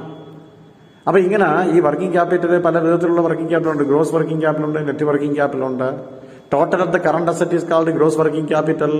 ആ അസറ്റിൽ നിന്ന് കറണ്ട് ലയബിലിറ്റി കുറച്ചാൽ നെറ്റ് വർക്കിംഗ് ക്യാപിറ്റൽ. അപ്പൊ current asset minus current liability is equal to net working capital എന്ന് നമ്മൾ പറയുന്നത്. അപ്പൊ അത് നമുക്ക് മനസ്സിലായി. ഇനി നമുക്കറിയേണ്ടത് എന്താണെന്ന് ചോദിച്ചു കഴിഞ്ഞാൽ ഇങ്ങനെയുള്ള പറഞ്ഞ വർക്കിംഗ് ക്യാപിറ്റൽ വളരെ കറക്റ്റായിട്ടാണ് നമ്മൾ ബിസിനസ്സിൽ വെച്ചേക്കേണ്ടത്. അപ്പൊ നമ്മുടെ കയ്യിൽ ബിസിനസ്സിൽ ആക്യുറേറ്റ് ആയിട്ട് പ്രോപ്പറായിട്ട് മതിയാവോളം ക്യാപിറ്റൽ ഉണ്ടായിരിക്കണം, വർക്കിംഗ് ക്യാപിറ്റൽ ഉണ്ടായിരിക്കണം. അങ്ങനെ എക്സസ് ആയിട്ട് വർക്കിംഗ് ക്യാപിറ്റൽ നമ്മൾ വെച്ചാൽ അതിനെ വിളിക്കുന്ന പേര് ഐഡിയൽ വർക്കിംഗ് ക്യാപിറ്റൽ, അല്ലെങ്കിൽ വിളിക്കുന്ന പേര് റിഡൻഡന്റ് വർക്കിംഗ് ക്യാപിറ്റൽ എന്നാണ്. എക്സസ് വർക്കിംഗ് ക്യാപിറ്റൽ അല്ലെങ്കിൽ വിളിക്കുന്ന പേര് റിഡൻഡന്റ് വർക്കിംഗ് ക്യാപിറ്റൽ എന്നാണ്. അപ്പൊ ഇതാണ് വർക്കിംഗ് ക്യാപിറ്റലുമായി ബന്ധപ്പെട്ട് നമുക്കറിയേണ്ട കേസ്. ഇനി നമുക്കറിയേണ്ടത് എന്താണ് ഈ കോസ്റ്റ് ഓഫ് ക്യാപിറ്റൽ എന്നാണ്. അതിനെക്കുറിച്ച് ചോദിച്ചിട്ടുണ്ട്. കോസ്റ്റ് ഓഫ് ക്യാപിറ്റൽ നമുക്കറിയാം, ഒരു ബിസിനസ്സിലേക്ക് ക്യാപിറ്റൽ നമ്മൾ കളക്ട് ചെയ്യുന്ന സമയത്ത് പല സോഴ്സിലൂടെയാണ് ക്യാപിറ്റൽ കളക്ട് ചെയ്യുന്നത്. അതേതൊക്കെ മാർഗങ്ങളാവാം? ഇക്വിറ്റി ഷെയർ ആവാം, പ്രിഫറൻസ് ഷെയർ ആവാം, ഡിബഞ്ചർ ആവാം, ഇൻസ്റ്റിറ്റ്യൂഷണൽ ലോൺസ് ആവാം, അതുമല്ല എങ്കിൽ നമ്മൾ മാറ്റിവെച്ചിരിക്കുന്ന പ്ലവിംഗ് ബാക്ക് ഓഫ് പ്രോഫിറ്റ് ആവാം. അപ്പൊ ഇങ്ങനെയുള്ള ഇതിൽ നിന്ന് ഈ സോഴ്സിൽ നിന്നൊക്കെ നമ്മൾ എന്ത് ചെയ്യും? ഫണ്ട് കളക്ട് ചെയ്താണ് ടോട്ടൽ ക്യാപിറ്റൽ ഉണ്ടാക്കുന്നത്. പക്ഷേ ഇതിനൊക്കെ നമ്മൾ റിട്ടേൺസ് കൊടുക്കണം അങ്ങോട്ട്. Equity share capital, preference capital അവർക്ക് ഡിവിഡൻഡ് കൊടുക്കണം, ഡിബഞ്ചറിന് ഇൻട്രസ്റ്റ് കൊടുക്കണം, അതുപോലെ ഇൻസ്റ്റിറ്റ്യൂഷണൽ ലോൺസ് ഉണ്ടെങ്കിൽ അതിന് ഇൻട്രസ്റ്റ് കൊടുക്കണം. പിന്നെ നമ്മുടെ സ്വന്തം ക്യാപിറ്റലാണ് എന്ന് പറയുന്നത് റീറ്റെയിൻഡ് ഏർണിങ്സ് എന്ന് പറയുന്നത് പ്രോഫിറ്റിൽ നിന്ന് മാറ്റി വെച്ച എമൗണ്ട്, അതിന് നമ്മളൊന്നും കൊടുക്കേണ്ടി വരത്തില്ല. അപ്പൊ ഇങ്ങനെ നമ്മൾ ക്യാപിറ്റൽ കളക്ട് ചെയ്യുന്ന സമയത്ത് പുറത്തേക്ക് നമ്മൾ കൊടുക്കേണ്ടി വരുന്ന മൊത്തം കോസ്റ്റുകളുടെ ആഗ്രിഗേറ്റിനെ വിളിക്കുന്ന പേര് കോസ്റ്റ് ഓഫ് ക്യാപിറ്റൽ എന്നാണ്. നമ്മൾ ക്യാപിറ്റൽ കളക്ട് ചെയ്യുമ്പോൾ പല സോഴ്സിലൂടെ ക്യാപിറ്റൽ കളക്ട് ചെയ്യുന്നത്, അങ്ങനെ പല സോഴ്സിലൂടെ കളക്ട് ചെയ്യുന്ന ക്യാപിറ്റലിന് നമ്മൾ കൊടുക്കുന്ന റിട്ടേൺസ്, ആ റിട്ടേൺസിന്റെ ആഗ്രിഗേറ്റിനെ വിളിക്കുന്ന പേര് കോസ്റ്റ് ഓഫ് ക്യാപിറ്റൽ എന്നാണ്. അപ്പൊ കോസ്റ്റ് ഓഫ് ക്യാപിറ്റൽ മനസ്സിലായല്ലോ? അതാണ് അതിന്റെ കോസ്റ്റ് ഓഫ് ക്യാപിറ്റൽ എന്ന് പറയുന്നത്. എന്താ ക്യാപിറ്റൽ സ്ട്രക്ചർ എന്ന് പറയുന്നത്? ക്യാപിറ്റൽ സ്ട്രക്ചർ എന്ന് പറയുമ്പോഴത്തേക്ക് നമുക്കറിയാം ഡെറ്റ് ഇക്വിറ്റി മിക്സ് ആണ്. ഒരു ബിസിനസ്സിൽ ക്യാപിറ്റൽ കളക്ട് ചെയ്യുന്ന സമയത്ത് ഡെറ്റ് ക്യാപിറ്റൽ എത്രയാണ്, അതുപോലെ തന്നെ ഓൺഡ് ക്യാപിറ്റൽ എത്രയാണ്. അപ്പൊ ഡെറ്റ് ക്യാപിറ്റലും ഇക്വിറ്റി ക്യാപിറ്റലും തങ്ങളുടെ റിലേഷൻഷിപ്പ് എസ്റ്റാബ്ലിഷ് ചെയ്യുന്നു, അല്ലെങ്കിൽ റേഷ്യോ കാണുന്നു. ആ പ്രപ്പോർഷൻ നമ്മൾ വിളിക്കുന്ന പേര് ഈ ക്യാപിറ്റൽ സ്ട്രക്ചർ എന്നാണ്. ഡെറ്റ് ഇക്വിറ്റി മിക്സ് എന്നാണ് അതിനെ വിളിക്കുന്നത് നമ്മൾ. അത് കണ്ടുപിടിക്കാൻ നമുക്ക് ഒരുപാട് തിയറിയൊക്കെ ഉണ്ട്. ആ തിയറിയുടെ ബേസിലാണ് നമ്മൾ ഈ ഡെറ്റ് ഇക്വിറ്റി മിക്സ് ഒക്കെ കണ്ടുപിടിക്കുന്നത്. അപ്പൊ അത് നമുക്ക് മനസ്സിലാവും. അതൊക്കെ നമുക്ക് സിലബസിനകത്ത് വലുതായിട്ട് ഉൾപ്പെടുത്തിയിട്ടില്ല എന്നുള്ളത് കൊണ്ടാണ് ഞാനതിവിടെ പറയാതെ വിട്ടുപോകുന്നത്. അപ്പൊ ഇവിടെ നമുക്ക് എന്താണ് ഈ പറഞ്ഞിരിക്കുന്ന SWOT അനാലിസിസ് ചോദിച്ചു കഴിഞ്ഞാൽ, SWOT അനാലിസിന്റെ ഫുൾ ഫോം എന്ന് പറഞ്ഞാൽ strength, weakness, then opportunity and threat. ഒരു ബിസിനസിന്റെ എബിലിറ്റി നമ്മൾ മനസ്സിലാക്കാൻ ഈ പറഞ്ഞ 4 അനാലിസിസ് നമുക്ക് വേണം. സ്ട്രെങ്ത് വേണം, വീക്ക്നെസ് വേണം, ഓപ്പർച്യൂണിറ്റി വേണം, അതുപോലെ തന്നെ ത്രെറ്റ് വേണം. അപ്പൊ ഇത് നമുക്ക് വളരെ ഇമ്പോർട്ടന്റ് ആയിട്ടുള്ള കേസാണ്. അതിലവർ വേറെ ആസ്പെക്ട്സ് കൊടുത്തിട്ടുണ്ട്. എന്താണ് ഫൈനാൻഷ്യൽ പ്ലാനിംഗ് എന്ന് കൊടുത്തിട്ടുണ്ട്. So financial planning means deciding in advance what much quantum of fund requirements four A particular organisation. ഒരു ബിസിനസ് നമ്മൾ തുടങ്ങാൻ നേരത്തെ അതിന് എന്തുമാത്രം ഫണ്ട് വേണമെന്ന് മുൻകൂട്ടി തീരുമാനിക്കുന്ന, പ്ലാൻ ചെയ്യുന്ന പ്രോസസ്സിനെ വിളിക്കുന്ന പേരാണ് ഈ ഫൈനാൻഷ്യൽ പ്ലാനിംഗ് എന്ന് പറയുന്നത്. അപ്പൊ അത് നമുക്ക് മനസ്സിലായി. അപ്പൊ ഫൈനാൻഷ്യൽ പ്ലാനിംഗ് എന്ന് പറയുന്ന ആ ഒരു സംഭവം കൂടെ ഇതിനകത്തേക്ക് നമ്മൾ ചേർത്തു. അപ്പൊ ഇതാണ് ഒരു ടോപ്പിക്കിനകത്ത് നമുക്ക് തന്നിരിക്കുന്ന കുറെ കാര്യങ്ങൾ. ഇപ്പൊ ഞാൻ ഇതിനു മുമ്പുള്ള 3-4 വീഡിയോയും ഇതും കൂടെ ചേരുമ്പോഴത്തേക്ക് നമ്മൾ 20 മാർക്കിന്റെ കറക്റ്റായിട്ടുള്ള ഒരു ടോപ്പിക്ക് ഞാനിവിടെ കവർ ചെയ്തിട്ടുണ്ട്. ഇതെല്ലാം നമ്മൾ ജസ്റ്റ് ഒന്ന് കേട്ട് ഒരു പ്രാവശ്യം ഒന്ന് കേട്ടാൽ മാത്രം മതി. പരീക്ഷയ്ക്ക് ചെല്ലുമ്പോൾ നമുക്ക് ഓർമ്മ വരും. അതുകൊണ്ട് അവിടെ നിങ്ങൾക്ക് എഴുതാൻ പറ്റും. നോട്ടിന്റെയും ക്വസ്റ്റ്യൻ ആൻസറിന്റെയും ഒന്നും ഒരു സഹായവും വേണ്ട. ഇതാണ് നമുക്ക് പഠിക്കാനുള്ള സിലബസ് എന്ന് പറയുന്നത്. കൂടാതെ നമ്മുടെ അക്കൗണ്ടൻസിയുടെ ഭാഗത്ത് നിന്ന് ഒരു ടോപ്പിക്ക് ഞാൻ നിങ്ങൾക്ക് വിട്ടുപോയിട്ടുണ്ട് പറഞ്ഞു തരാൻ. അതില് നമ്മൾ ബിൽ ഓഫ് എക്സ്ചേഞ്ച് എന്ന് പറയുന്ന ഒരു പോർഷനാണ്. അപ്പൊ അതും കൂടെ ഞാൻ ഇതിനോടൊപ്പം ചേർത്തെടുക്കുകയാണ്. എന്താണ് ബിൽ ഓഫ് എക്സ്ചേഞ്ച് എന്ന് ചോദിച്ചു കഴിഞ്ഞാൽ, ഒരു ബിസിനസ്സിലെ ക്രെഡിറ്റ് ട്രാൻസാക്ഷൻ നടക്കുന്ന സമയത്ത് അതിന് മീഡിയേറ്റർ ആയിട്ട് നിൽക്കുന്ന ക്രെഡിറ്റ് ഇൻസ്ട്രുമെന്റിന് വിളിക്കുന്ന പേര് ഈ പറഞ്ഞിരിക്കുന്ന ബിൽ ഓഫ് എക്സ്ചേഞ്ച് എന്നാണ്. അപ്പൊ ഈ ബിൽ ഓഫ് എക്സ്ചേഞ്ച് എന്ന് പറയുന്നത് സ്വാഭാവികമായിട്ടും നമുക്കറിയാം, ബിൽ ഓഫ് എക്സ്ചേഞ്ച് എന്ന് പറയുന്ന ഒരു നെഗോഷ്യബിൾ ഇൻസ്ട്രുമെന്റ് ആണ്. നെഗോഷ്യബിൾ ഇൻസ്ട്രുമെന്റ് എന്ന് പറയുമ്പോൾ നമുക്കറിയാം, ഇന്ത്യൻ നെഗോഷ്യബിൾ ഇൻസ്ട്രുമെന്റ് ആക്ട് 1881 അനുസരിച്ച് നമ്മൾ എന്ത് ചെയ്യുന്നു? പ്രിപ്പയർ ചെയ്യുന്ന ചില ഡോക്യുമെന്റുകളുണ്ട്. ആ ഡോക്യുമെന്റുകളെയാണ് നമ്മൾ ഈ പറഞ്ഞിരിക്കുന്ന നെഗോഷ്യബിൾ ഇൻസ്ട്രുമെന്റ് എന്ന് പറയുന്നത്. അങ്ങനെ ഇന്ത്യൻ നെഗോഷ്യബിൾ ഇൻസ്ട്രുമെന്റ് ആക്ട് 1881 എന്താണ് ഒരു നെഗോഷ്യബിൾ ഇൻസ്ട്രുമെന്റ് എന്ന് ചോദിച്ചു കഴിഞ്ഞാൽ, ഒരു ബിൽ ഓഫ് എക്സ്ചേഞ്ച് ഉണ്ടാവാം, പ്രോമിസറി നോട്ട് ഉണ്ടാവാം, അതുപോലെ തന്നെ ചെക്ക് ഉണ്ടാവാം. അപ്പൊ ഈ പറഞ്ഞിരിക്കുന്ന കാര്യങ്ങളെല്ലാം യഥാർത്ഥത്തിൽ എന്താണ്? ശരിക്കും ഒരു നെഗോഷ്യബിൾ ഇൻസ്ട്രുമെന്റ് ആണ്. അപ്പൊ ഈ നെഗോഷ്യബിൾ ഇൻസ്ട്രുമെന്റുമായി ബന്ധപ്പെട്ട് നമുക്ക് section 4 promissory note, section 5 bill of exchange, section 6 ചെക്കാണ്. അപ്പൊ ഇങ്ങനെയുള്ള ഈ ബിൽ ഓഫ് എക്സ്ചേഞ്ച് എന്താണെന്ന് ചോദിച്ചു കഴിഞ്ഞാൽ നമ്മൾ പറഞ്ഞു, നെഗോഷ്യബിൾ ഇൻസ്ട്രുമെന്റ് ആക്ട് 1881 സെക്ഷൻ 5 എന്താ ബിൽ ഓഫ് എക്സ്ചേഞ്ച് എന്ന് ചോദിച്ചു കഴിഞ്ഞാൽ, A bill of exchange is an instrument in writing. Bill of exchange എന്ന് പറയുന്നത് ഒരു ഇൻസ്ട്രുമെന്റ് ആണ്, instrument in writing, containing an unconditional order. അതിനകത്ത് ഒരു ഓർഡറും ഉണ്ടാവാൻ പാടില്ല. ഡയറക്റ്റിംഗ് എ സർട്ടൺ പേഴ്സൺ, ഒരു വ്യക്തിയെ ഡയറക്ട് ചെയ്തേക്കാണ് to pay a certain sum of money only to, പൈസ തന്നെ കൊടുക്കണമെന്ന് ഒരു മനുഷ്യനെ എന്ത് ചെയ്തിരിക്കുകയാണ്? ഒരു വ്യക്തിയെ ഡയറക്ട് ചെയ്തിരിക്കുകയാണ്. ആർക്കാ കൊടുക്കേണ്ടത്? To the order or bearer of the instrument. ആരാണോ അതിൽ പറഞ്ഞിരിക്കുന്ന അയാൾക്കോ അല്ലെങ്കിൽ അതിന്റെ ബെയറർക്കോ കൊടുക്കുന്നതിന് നമ്മൾ വിളിക്കുന്ന പേര് ബിൽ ഓഫ് എക്സ്ചേഞ്ച് എന്നാണ്. അപ്പൊ ഇങ്ങനെ പറഞ്ഞാൽ നിങ്ങൾക്കത് മനസ്സിലാകില്ല. ഞാനൊരു കൊച്ചു എക്സാമ്പിളിലൂടെ നിങ്ങൾക്കത് മനസ്സിലാക്കി തരാം. ഇവിടെ എ എന്ന് പറയുന്ന ഒരാൾ ഷോപ്പ് നടത്തുകയാണ്. ബി എന്ന് പറയുന്ന ഒരു കസ്റ്റമർ എയുടെ കടയിലേക്ക് വന്നു. 10,000 രൂപയുടെ സാധനങ്ങളൊക്കെ വാങ്ങിച്ചു. അപ്പോൾ എ എന്ന് പറയുന്ന സെല്ലറും ബി എന്ന് പറയുന്നത് ബയറുമാണ്. ഇങ്ങനെ സാധനങ്ങളൊക്കെ വാങ്ങിച്ചു. ബില്ലിന്റെ പേയ്മെന്റ് സമയമായപ്പോഴത്തേക്ക് ബി പറയുകയാണ്, ഞാൻ 2 മാസം കഴിഞ്ഞിട്ട് പൈസ തരാമെന്ന്. അപ്പോൾ 2 മാസം കഴിഞ്ഞിട്ട് തരാമെന്ന് പറഞ്ഞപ്പോൾ അവിടുത്തെ സ്റ്റാറ്റസ് മാറി, ഇത് ക്രെഡിറ്റ് ട്രാൻസാക്ഷൻ ആണ്. അപ്പോൾ ഇവിടെ പൈസ കിട്ടേണ്ട എ എന്ന് പറയുന്ന ക്രെഡിറ്ററും ബി എന്ന് പറയുന്ന ഡെറ്ററുമാണ്. അവർക്ക് ക്രെഡിറ്റർ ഡെറ്റർ റിലേഷൻഷിപ്പായി. ഈ 2 മാസം കഴിഞ്ഞ് പൈസ തരാമെന്ന് പറയുമ്പോഴത്തേക്ക് ബി തന്നില്ലെങ്കിൽ എന്ത് ചെയ്യും? അതുകൊണ്ട് എ എന്താ ചെയ്യുന്നത്? എ അവിടെ നിന്ന് നെഗോഷ്യബിൾ ഇൻസ്ട്രുമെന്റ് ആക്ട് അനുസരിച്ച് എന്ത് ചെയ്യും? ഒരു ഡോക്യുമെന്റ് എഴുതി ഉണ്ടാക്കും. അപ്പോൾ അദ്ദേഹം ഇന്ന ദിവസം ഇത്രാം തീയതി എന്റെ കടയിൽ വന്ന് ഇത്ര രൂപയുടെ സാധനങ്ങൾ വാങ്ങിച്ചെന്നും ഇത് യാതൊരു കണ്ടീഷനും ഇല്ലാതെ 2 മാസം കഴിഞ്ഞ് തിരിച്ചു തരാമെന്നും സമ്മതിച്ചു കൊള്ളുന്നു എന്നും പറഞ്ഞുകൊണ്ട് അദ്ദേഹം negotiable instrument act section 5 conditions വെച്ചുകൊണ്ട് ഒരു ബില്ല് എഴുതി ഉണ്ടാക്കി. അതിന്റെ ബില്ല് നല്ല പറയുന്ന ഡ്രാഫ്റ്റ് എന്നാണ് പറയുന്നത്. അങ്ങനെ എഴുതി ഉണ്ടാക്കിയ ഈ സാധനം ഈ ഡെറ്ററുടെ കയ്യിലേക്ക് ഇത് കൊടുത്തു. അപ്പം ഡെറ്റർ എന്ത് ചെയ്തു? അത് വായിച്ചു നോക്കി. അദ്ദേഹം അത് സ്വീകരിക്കുന്നു, അക്സെപ്റ്റ് ചെയ്യുന്നു. അക്സെപ്റ്റ് ചെയ്യാൻ വേണ്ടി എന്റെ ഫേസിലോ ബാക്കിലോ ഒപ്പിടുന്നു. അപ്പോൾ ഇതൊരു വാലിഡ് ഡോക്യുമെന്റായി മാറി. അപ്പോൾ ഈ ഡ്രാഫ്റ്റ് അക്സെപ്റ്റൻസ് ആയി മാറി. ഇതിനെ വിളിക്കുന്ന പേരാണ് ബിൽ ഓഫ് എക്സ്ചേഞ്ച്. അപ്പോൾ ഈ ബിൽ ഓഫ് എക്സ്ചേഞ്ചിന്റെ പൈസ കിട്ടേണ്ടത് ട്രോയർക്കാണ്. ഇപ്പൊ ഇവിടെ അവരുടെ കണ്ടീഷൻ മാറി. ക്രെഡിറ്ററും ഡെറ്ററും എന്നുള്ള മാറിയിട്ട് ട്രോയറും ട്രോയുമായി. ബിൽ എഴുതി ഉണ്ടാക്കിയ ആൾ ട്രോയറും മറ്റേ ആൾ ട്രോയുമാണ്. അപ്പൊ ഈ ബില്ല് അക്സെപ്റ്റ് ചെയ്തതിനു ശേഷം ഒപ്പിട്ടതിന് ശേഷം ട്രോയർ ആ ബില്ല് വാങ്ങിച്ചു വെച്ചേക്കും. ട്രോയർക്ക് ബില്ലിന്റെ പൈസ കിട്ടണം. അതുകൊണ്ട് അയാൾ അതിനെ വിളിക്കുന്ന പേര് ബിൽ റെസീവ്ഡ് എന്നും, ട്രോയ് പൈസ കൊടുക്കാനുണ്ട്, അതിനെ വിളിക്കുന്ന പേര് ബിൽസ് പേബിൾ എന്നാണ്. അപ്പൊ ട്രോയർ ഇതിനെ ബിൽ റെസീവ്ഡ് എന്ന് വിളിക്കും, ട്രോയ് ഇതിനെ ബിൽ പേബിൾ എന്ന് വിളിക്കും, നെഗോഷ്യബിൾ ഇൻസ്ട്രുമെന്റ് ആക്ടിൽ ഇതിനെ ബിൽ ഓഫ് എക്സ്ചേഞ്ച് എന്ന് വിളിക്കും. അപ്പൊ ഇവിടെ ബിൽ ഓഫ് എക്സ്ചേഞ്ചിൽ ട്രോയർ വിളിക്കുന്ന ബിൽ റെസീവ്ഡ് എന്ന് പറഞ്ഞാൽ അദ്ദേഹത്തെ സംബന്ധിച്ച് ഇത് അസറ്റാ, പൈസ കിട്ടാനുള്ളത് അസറ്റാ.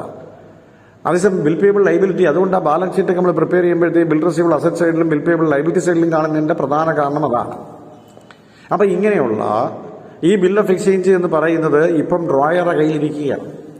അപ്പൊ ട്രോയറുടെ കയ്യിലിരിക്കുമ്പോഴത്തേക്ക് നമുക്കറിയാം, ഈ ബിൽ ഓഫ് എക്സ്ചേഞ്ച് എഴുതുന്ന സമയത്ത് ഈ ബിൽ ഓഫ് എക്സ്ചേഞ്ചിൽ യഥാർത്ഥത്തിൽ 3 പാർട്ടികളുണ്ട്. ആരൊക്കെ 3 പാർട്ടികൾ? ബിൽ എഴുതുന്ന ആള് ട്രോയർ, ആർക്കാണോ ബിൽ എഴുതിയ അയാൾ ട്രോയി, ആർക്കാണോ പേയ്മെന്റ് നടത്തേണ്ടി വരുന്നത് അത് പേയി. അങ്ങനെ ബിൽ ഓഫ് എക്സ്ചേഞ്ചിൽ 3 ആൾക്കാരുണ്ട്: drawer, drawee and payee. The person who draws a bill is called drawer. The person to whom the bill is drawn is called drawee. And the person to whom the payment is made is called payee. അങ്ങനെ 3 പേരാണ് ഇതിനകത്തുള്ളത്. അപ്പൊ ഇവിടെ ഈ bill ഇപ്പൊ ട്രോയറുടെ കയ്യിലിരിക്കുകയാണ്. 2 മാസം കഴിയുമ്പോഴത്തേക്കും Troy ഇതിന്റെ പൈസ കൊണ്ട് തരണം. അപ്പൊ ട്രോയ് ഈ ബില്ല് എങ്ങനെയാണ് ഡിസ്ചാർജ് ചെയ്യുന്നത് നമുക്കറിയണം. പല രീതിയിൽ ഡിസ്ചാർജ് ചെയ്യാം. ഒന്നാമത്തെ കേസ് എന്ന് പറയുന്നത്, ട്രോയ് ഡ്യൂ ഡേറ്റ് ആവുന്ന സമയത്ത് കൃത്യമായിട്ട് ആ പൈസ കൊണ്ടുവരുന്നു, ബില്ല് വാങ്ങിച്ചുകൊണ്ട് പോകുന്നു. അപ്പൊ നമ്മൾ പറയും ബില്ല് മെറ്റ് ചെയ്തു, അല്ലെങ്കിൽ ആ ബില്ല് ബില്ല് ഓണർ ചെയ്തു എന്ന് പറയും. ബില്ല് മെറ്റ് ചെയ്തു അല്ലെങ്കിൽ ബില്ല് ഓണർ ചെയ്തു എന്ന് പറയും. ഡ്യൂ ഡേറ്റിൽ ട്രോയ് പേയ്മെന്റ് നടത്തി ബില്ല് തിരിച്ചു വാങ്ങിച്ചുകൊണ്ട് പോയി. അത് നമ്മൾ വിളിക്കുന്ന പേര് ബില്ല് മെറ്റ് എന്നാണ്. രണ്ടാമത്തെ കേസിൽ എന്താ സംഭവം എന്ന് പറയുന്നത്, ട്രോയെ സംബന്ധിച്ചിടത്തോളം അദ്ദേഹത്തിന് അറിയാം ഈ ബില്ലിന്റെ പൈസ എന്ന് പറയുന്ന ആ ഡ്യൂ ഡേറ്റിൽ കൊടുക്കാൻ കഴിയത്തില്ല എന്നറിയാം. അപ്പൊ അതുകൊണ്ട് ട്രോയറെ സമീപിച്ചിട്ട് പറഞ്ഞു, നമ്മൾ എക്സിസ്റ്റിംഗ് ബില്ലൊന്ന് ക്യാൻസൽ ചെയ്തിട്ട് പുതിയ പീരീഡിലേക്ക് ഒരു പുതിയ ബില്ല് എഴുതി തരണം എന്ന് പറഞ്ഞു. അങ്ങനെ പുതിയ പീരീഡിലേക്ക് ഒരു പുതിയ ബില്ല് എഴുതി തരുന്നതിന് നമ്മൾ വിളിക്കുന്ന പേര് റിന്യൂവൽ എന്നാണ്. ട്രോയർ അതിന്റെ സ്ഥാനത്ത് ഒരു പുതിയ ബില്ല് എഴുതി കൊടുക്കും. അതിനെ വിളിക്കുന്ന പേര് renewal of a bill of exchange എന്നാണ്. അപ്പൊ renewal of a bill of exchange. അപ്പൊ റിന്യൂ ചെയ്ത് കൊടുക്കും ബില്ലിനാണ്. അപ്പൊ ഇങ്ങനെ ബില്ല് റിന്യൂ ചെയ്ത് കൊടുക്കുമ്പോഴത്തേക്ക് നമ്മൾ എന്താ ചെയ്തതെന്ന് ചോദിച്ചു കഴിഞ്ഞാൽ, ഇത് നമ്മൾ വിളിക്കുന്ന പേര് റിന്യൂവൽ എന്ന് പറയുന്നത് പീരീഡിന് മുമ്പ് ട്രോയറെ സമീപിച്ച് എക്സിസ്റ്റിംഗ് ബില്ലിന് പകരം ഒരു പുതിയ ബില്ല് എഴുതി ഉണ്ടാക്കുന്നതിനെയാണ് renewal of a bill of exchange എന്ന് പറയുന്നത്. അപ്പോൾ അത് രണ്ടാമത്തെ മെത്തേഡ്, ആ ബില്ല് ഡിസ്ചാർജ് ചെയ്യുന്ന. ഇനി മൂന്നാമത്തെ ഒരു മെത്തേഡുണ്ട്, retiring of a bill of exchange. ഇപ്പൊ ട്രോയ് 2 മാസം വരെ കാത്തിരിക്കുന്നില്ല, ട്രോയുടെ കയ്യിൽ പൈസ കിട്ടിക്കഴിഞ്ഞു. അപ്പൊ ട്രോയ് എന്താ ചെയ്യുന്ന, ഡ്യൂ ഡേറ്റിന് മുമ്പ് ഈ പൈസ കൊണ്ടുവന്ന് ട്രോയർക്ക് കൊടുക്കുക. അപ്പൊ ട്രോയർക്ക് ഡ്യൂ ഡേറ്റിന് മുമ്പ് പൈസ കൊടുക്കുമ്പോഴത്തേക്ക് ട്രോയർ എന്താ ചെയ്യുന്നത്, ഇത് ഡ്യൂ ഡേറ്റിന് മുമ്പ് കിട്ടിയത് കൊണ്ട് ഒരു ചെറിയ എമൗണ്ട് ട്രോയ്ക്ക് എന്ത് ചെയ്യും, ട്രാൻസ്ഫർ ചെയ്ത് കൊടുക്കും, അല്ലെങ്കിൽ ഒരു കൺസെഷൻ കൊടുക്കും. ആ കൺസെഷൻ നമ്മൾ വിളിക്കുന്ന പേര് റിബേറ്റ് എന്നാണ്. അപ്പോൾ ഒരു ബില്ല് റിട്ടയർ ചെയ്യുന്ന സമയത്ത്, ഡ്യൂ ഡേറ്റിന് മുമ്പ് ബില്ല് മെറ്റ് ചെയ്യുന്ന സമയത്ത് ട്രോയ്ക്ക് കൊടുക്കുന്ന ആ ഒരു ചെറിയ ആനുകൂല്യത്തെ വിളിക്കുന്ന പേര് റിബേറ്റ് എന്നാണ്. അപ്പോൾ 3 രീതിയിൽ ബില്ല് ഇപ്പോൾ ഡിസ്ചാർജ് ചെയ്തു. ഡ്യൂ ഡേറ്റിൽ ബില്ല് മെറ്റ് ചെയ്തു, ഡ്യൂ ഡേറ്റിൽ ബില്ല് എന്ത് ചെയ്തു, റിന്യൂ ചെയ്തു, ഡ്യൂ ഡേറ്റിന് മുമ്പ് റിന്യൂ ചെയ്തു, ഡ്യൂ ഡേറ്റിന് മുമ്പ് ബില്ല് റിട്ടയർ ചെയ്തു. ഇനി 4ാമത്തെ case dishonouring of a bill of exchange. അപ്പൊ എന്താണ് ഈ ഡിസോണറിംഗ് എന്ന് പറയുന്നത്? ഒരു ബിൽ ഓഫ് എക്സ്ചേഞ്ച് നമ്മൾ എഴുതി ഉണ്ടാക്കി, ഡ്യൂ ഡേറ്റ് ആകുമ്പോൾ ട്രോയ് പൈസ തരണമല്ലോ. അപ്പോൾ ഡ്യൂ ഡേറ്റ് ആയപ്പോൾ ട്രോയ് പൈസ തരാൻ വിസമ്മതിച്ചു. The drawee failed to pay the amount on the due date. അപ്പോൾ ഡ്യൂ ഡേറ്റിൽ ബില്ലിന്റെ പൈസ കൊടുക്കാൻ ട്രോയ് വിസമ്മതിച്ചു കഴിഞ്ഞാൽ അതിന് നമ്മൾ വിളിക്കുന്ന പേര് dishonouring of a bill of exchange എന്നാണ്. അങ്ങനെ ബില്ല് ഡിസോണർ ആയാൽ ഇത് നെഗോഷ്യബിൾ ഇൻസ്ട്രുമെന്റ് ആയതുകൊണ്ട് ഈ ബില്ല് നേരെ എവിടെ കൊണ്ടുപോകും? യഥാർത്ഥത്തിൽ ഇത് ആ ഡ്രോയർ ചുമ്മാതിരിക്കത്തില്ല. ഡ്രോയർ അദ്ദേഹത്തിന്റെ വക്കീലായ നോട്ടറി പബ്ലിക്കിനെ കൊണ്ടുവന്ന് ഏൽപ്പിക്കും. ആരാണ് ഈ നോട്ടറി പബ്ലിക് എന്ന് പറയുന്ന? Is an advocate appointed by the government. Government ആ സ്ഥാനം കൊടുത്ത് അപ്പോയിന്റ് ചെയ്യുന്ന വക്കീൽ നമ്മൾ വിളിക്കുന്ന പേരാണ് നോട്ടറി പബ്ലിക് എന്ന് പറയുന്നത്. അപ്പോൾ ഡ്രോയർ ഈ ചെക്ക്, ഈ ബില്ല് നേരെ ആരെ കൊടുക്കും? നോട്ടറി പബ്ലിക്കിന്റെ കൊടുക്കും. നോട്ടറി പബ്ലിക് നേരെ ഇതും കൊണ്ട് ആ ഡ്രോയിയുടെ അടുത്തേക്ക് എന്നിട്ട് ആ ബില്ല് ഡിസോർഡർ ചെയ്യാനുള്ള കാരണം തിരക്കും. അപ്പോൾ ആ ഡ്രോയി ആ ബില്ല് ഡിസോർഡർ ചെയ്യാനുള്ള കാരണം പറഞ്ഞു കഴിഞ്ഞാൽ ആ കാരണം അതിന്റെ ഫേസിലോ ബാക്കിലോ എഴുതി വെക്കും. അങ്ങനെ ഫേസിലോ ബാക്കിലോ കാരണം എഴുതുന്നതിന് നമ്മൾ വിളിക്കുന്ന പേര് നോട്ടിംഗ് എന്നാണ്. എന്നിട്ട് ബില്ല് ഡിസോർഡറായി എന്ന് ഉറപ്പുവരുത്താൻ വേണ്ടി ഡ്രോയർ ഒരു സർട്ടിഫിക്കറ്റ് ഇഷ്യൂ ചെയ്യും. അതിന് വിളിക്കുന്ന പേര് പ്രൊട്ടസ്റ്റ് എന്നാണ്. അപ്പോൾ ഡ്രോയി അതിന്റെ കാരണം പറഞ്ഞു, അത് എഴുതി വെച്ചു, എന്നിട്ട് ഒരു സർട്ടിഫിക്കറ്റ് ഇഷ്യൂ ചെയ്തു. അതിനെ വിളിക്കുന്ന പേര് പ്രൊട്ടസ്റ്റ് എന്നാണ്. ഈ സേവനം ചെയ്യുന്നതിന് വേണ്ടി ഡ്രോയർ നോട്ടറി പബ്ലിക്കിന് ഒരു എമൗണ്ട് കൊടുക്കണം, ഒരു ചാർജ് കൊടുക്കണം. അതിനെ വിളിക്കുന്ന പേര് നോട്ടിംഗ് ചാർജ് എന്നാണ്. അതിപ്പോൾ കൊടുക്കേണ്ടത് ഡ്രോയറാണ്. പിന്നെ ഡ്രോയിയുടെ കയ്യിൽ നിന്ന് കളക്ട് ചെയ്തുകൊള്ളും. പിന്നെ ഡ്രോയിയുടെ കയ്യിൽ നിന്ന് കൃത്യമായിട്ടും കളക്ട് ചെയ്തുകൊള്ളും. ഇതാണ് നോട്ടിംഗ് ചാർജ് എന്ന് പറയുന്നത്. അപ്പോൾ ഇവിടെ ഒരു കേസ് വന്നു. നമുക്ക് എന്താണ് ഈ ഡ്യൂ ഡേറ്റ് അഥവാ മെച്യൂരിറ്റി ഡേറ്റ് എന്ന് ചോദിച്ചാൽ, ഏത് ഡേറ്റിലാണോ ബില്ല് മെറ്റ് ചെയ്യുന്നത് ആ ഡേറ്റിനെ വിളിക്കുന്ന പേരാണ് maturity date. The date on which the bill is paid. Bill കൊടുക്കേണ്ട ഡേറ്റിനെ വിളിക്കുന്ന പേര് മെച്യൂരിറ്റി ഡേറ്റ് എന്നാണ്. അങ്ങനെ മെച്യൂരിറ്റി ഡേറ്റ് നമ്മൾ കണ്ടെത്തുന്നതിന് വേണ്ടിയിട്ട് 3 അഡീഷണൽ ഡേയ്സ് നമ്മൾ ആഡ് ചെയ്യും. ഏതൊരു പീരീഡിലേക്കാണ് ബില്ല് എഴുതിയാലും ശരി തന്നെ അഡീഷണൽ ആയിട്ട് 3 ദിവസം കൂടെ അതിനോടൊപ്പം ആഡ് ചെയ്യും. അങ്ങനെ ആഡ് ചെയ്യുന്നതിനെ വിളിക്കുന്ന പേര് ഡേയ്സ് ഓഫ് ഗ്രേസ് ആണ്. So days of grace are the 3 extra days allowed by the drawer to the drawee. ഡ്രോയിക്ക് അലോ ചെയ്ത് കൊടുക്കുന്നതാണ്. അപ്പൊ ഇങ്ങനെ കൊടുക്കുന്ന ആ ഡേയ്സിനെ വിളിക്കുന്ന പേര് ഡേയ്സ് ഓഫ് ഗ്രേസ് എന്നാണ്. അപ്പൊ 2 മാസം ബില്ല് എഴുതിയാൽ 2 മാസവും 3 ദിവസവും, 3 മാസം ബില്ല് എഴുതിയാൽ 3 മാസവും 3 ദിവസവും. അങ്ങനെയാണ് ഇതിന്റെ കാൽക്കുലേഷൻ. ഇപ്പോൾ ഉദാഹരണത്തിന് നമുക്ക് പരീക്ഷയ്ക്ക് ചിലപ്പോൾ അത് ചോദിക്കാം, ഇതിന്റെ ഡ്യൂ ഡേറ്റ് കാൽക്കുലേറ്റ് ചെയ്യാൻ ചോദിക്കാം. ജനുവരി 1-ാം തീയതി ഒരു ബില്ല് എഴുതി 2 മാസത്തെ കാലാവധിയാണ് നിങ്ങൾ സങ്കല്പിക്കുക. അങ്ങനെയാണെങ്കിൽ ജനുവരി 1 മുതൽ 2 മാസം എന്ന് പറയുന്നത് ഫെബ്രുവരി 1 മാർച്ച് 1 3 ദിവസം മാർച്ച് 4 മാർച്ച് 4 യഥാർത്ഥത്തിൽ അതിന്റെ മെച്യൂരിറ്റി ഡേറ്റ് എന്ന് നമ്മൾ പറയുന്നത്. അങ്ങനെ ബിൽ ഓഫ് എക്സ്ചേഞ്ചുമായി ബന്ധപ്പെട്ട് നമ്മൾ കുറേ കാര്യങ്ങൾ ഇപ്പോൾ പറഞ്ഞു. അങ്ങനെ ഇങ്ങനെയുള്ള ഈ പറഞ്ഞിരിക്കുന്ന ബിൽ ഓഫ് എക്സ്ചേഞ്ചിൽ നമുക്ക് ഈ ബില്ലിനെ നമുക്ക് പല ക്ലാസിഫിക്കേഷൻ ഉണ്ട്, ഡിഫറെന്റ് ടൈപ്സ് ഓഫ് ബിൽസ് ഉണ്ട്. അതിൽ ഒന്നാമത്തെ ടൈപ്പ് എന്ന് പറയുന്നത് സൈറ്റ് ബില്ലാണ്. അപ്പോൾ എന്താണ് ഈ സൈറ്റ് ബില്ല് എന്ന് ചോദിച്ചു കഴിഞ്ഞാൽ, bills which are payable on demand. Demand ചെയ്യുന്ന സമയത്ത് ബില്ലിന്റെ പേയ്മെന്റ് കൊടുക്കുന്നതിന് വിളിക്കുന്ന പേര് site ബില്ലെന്ന്.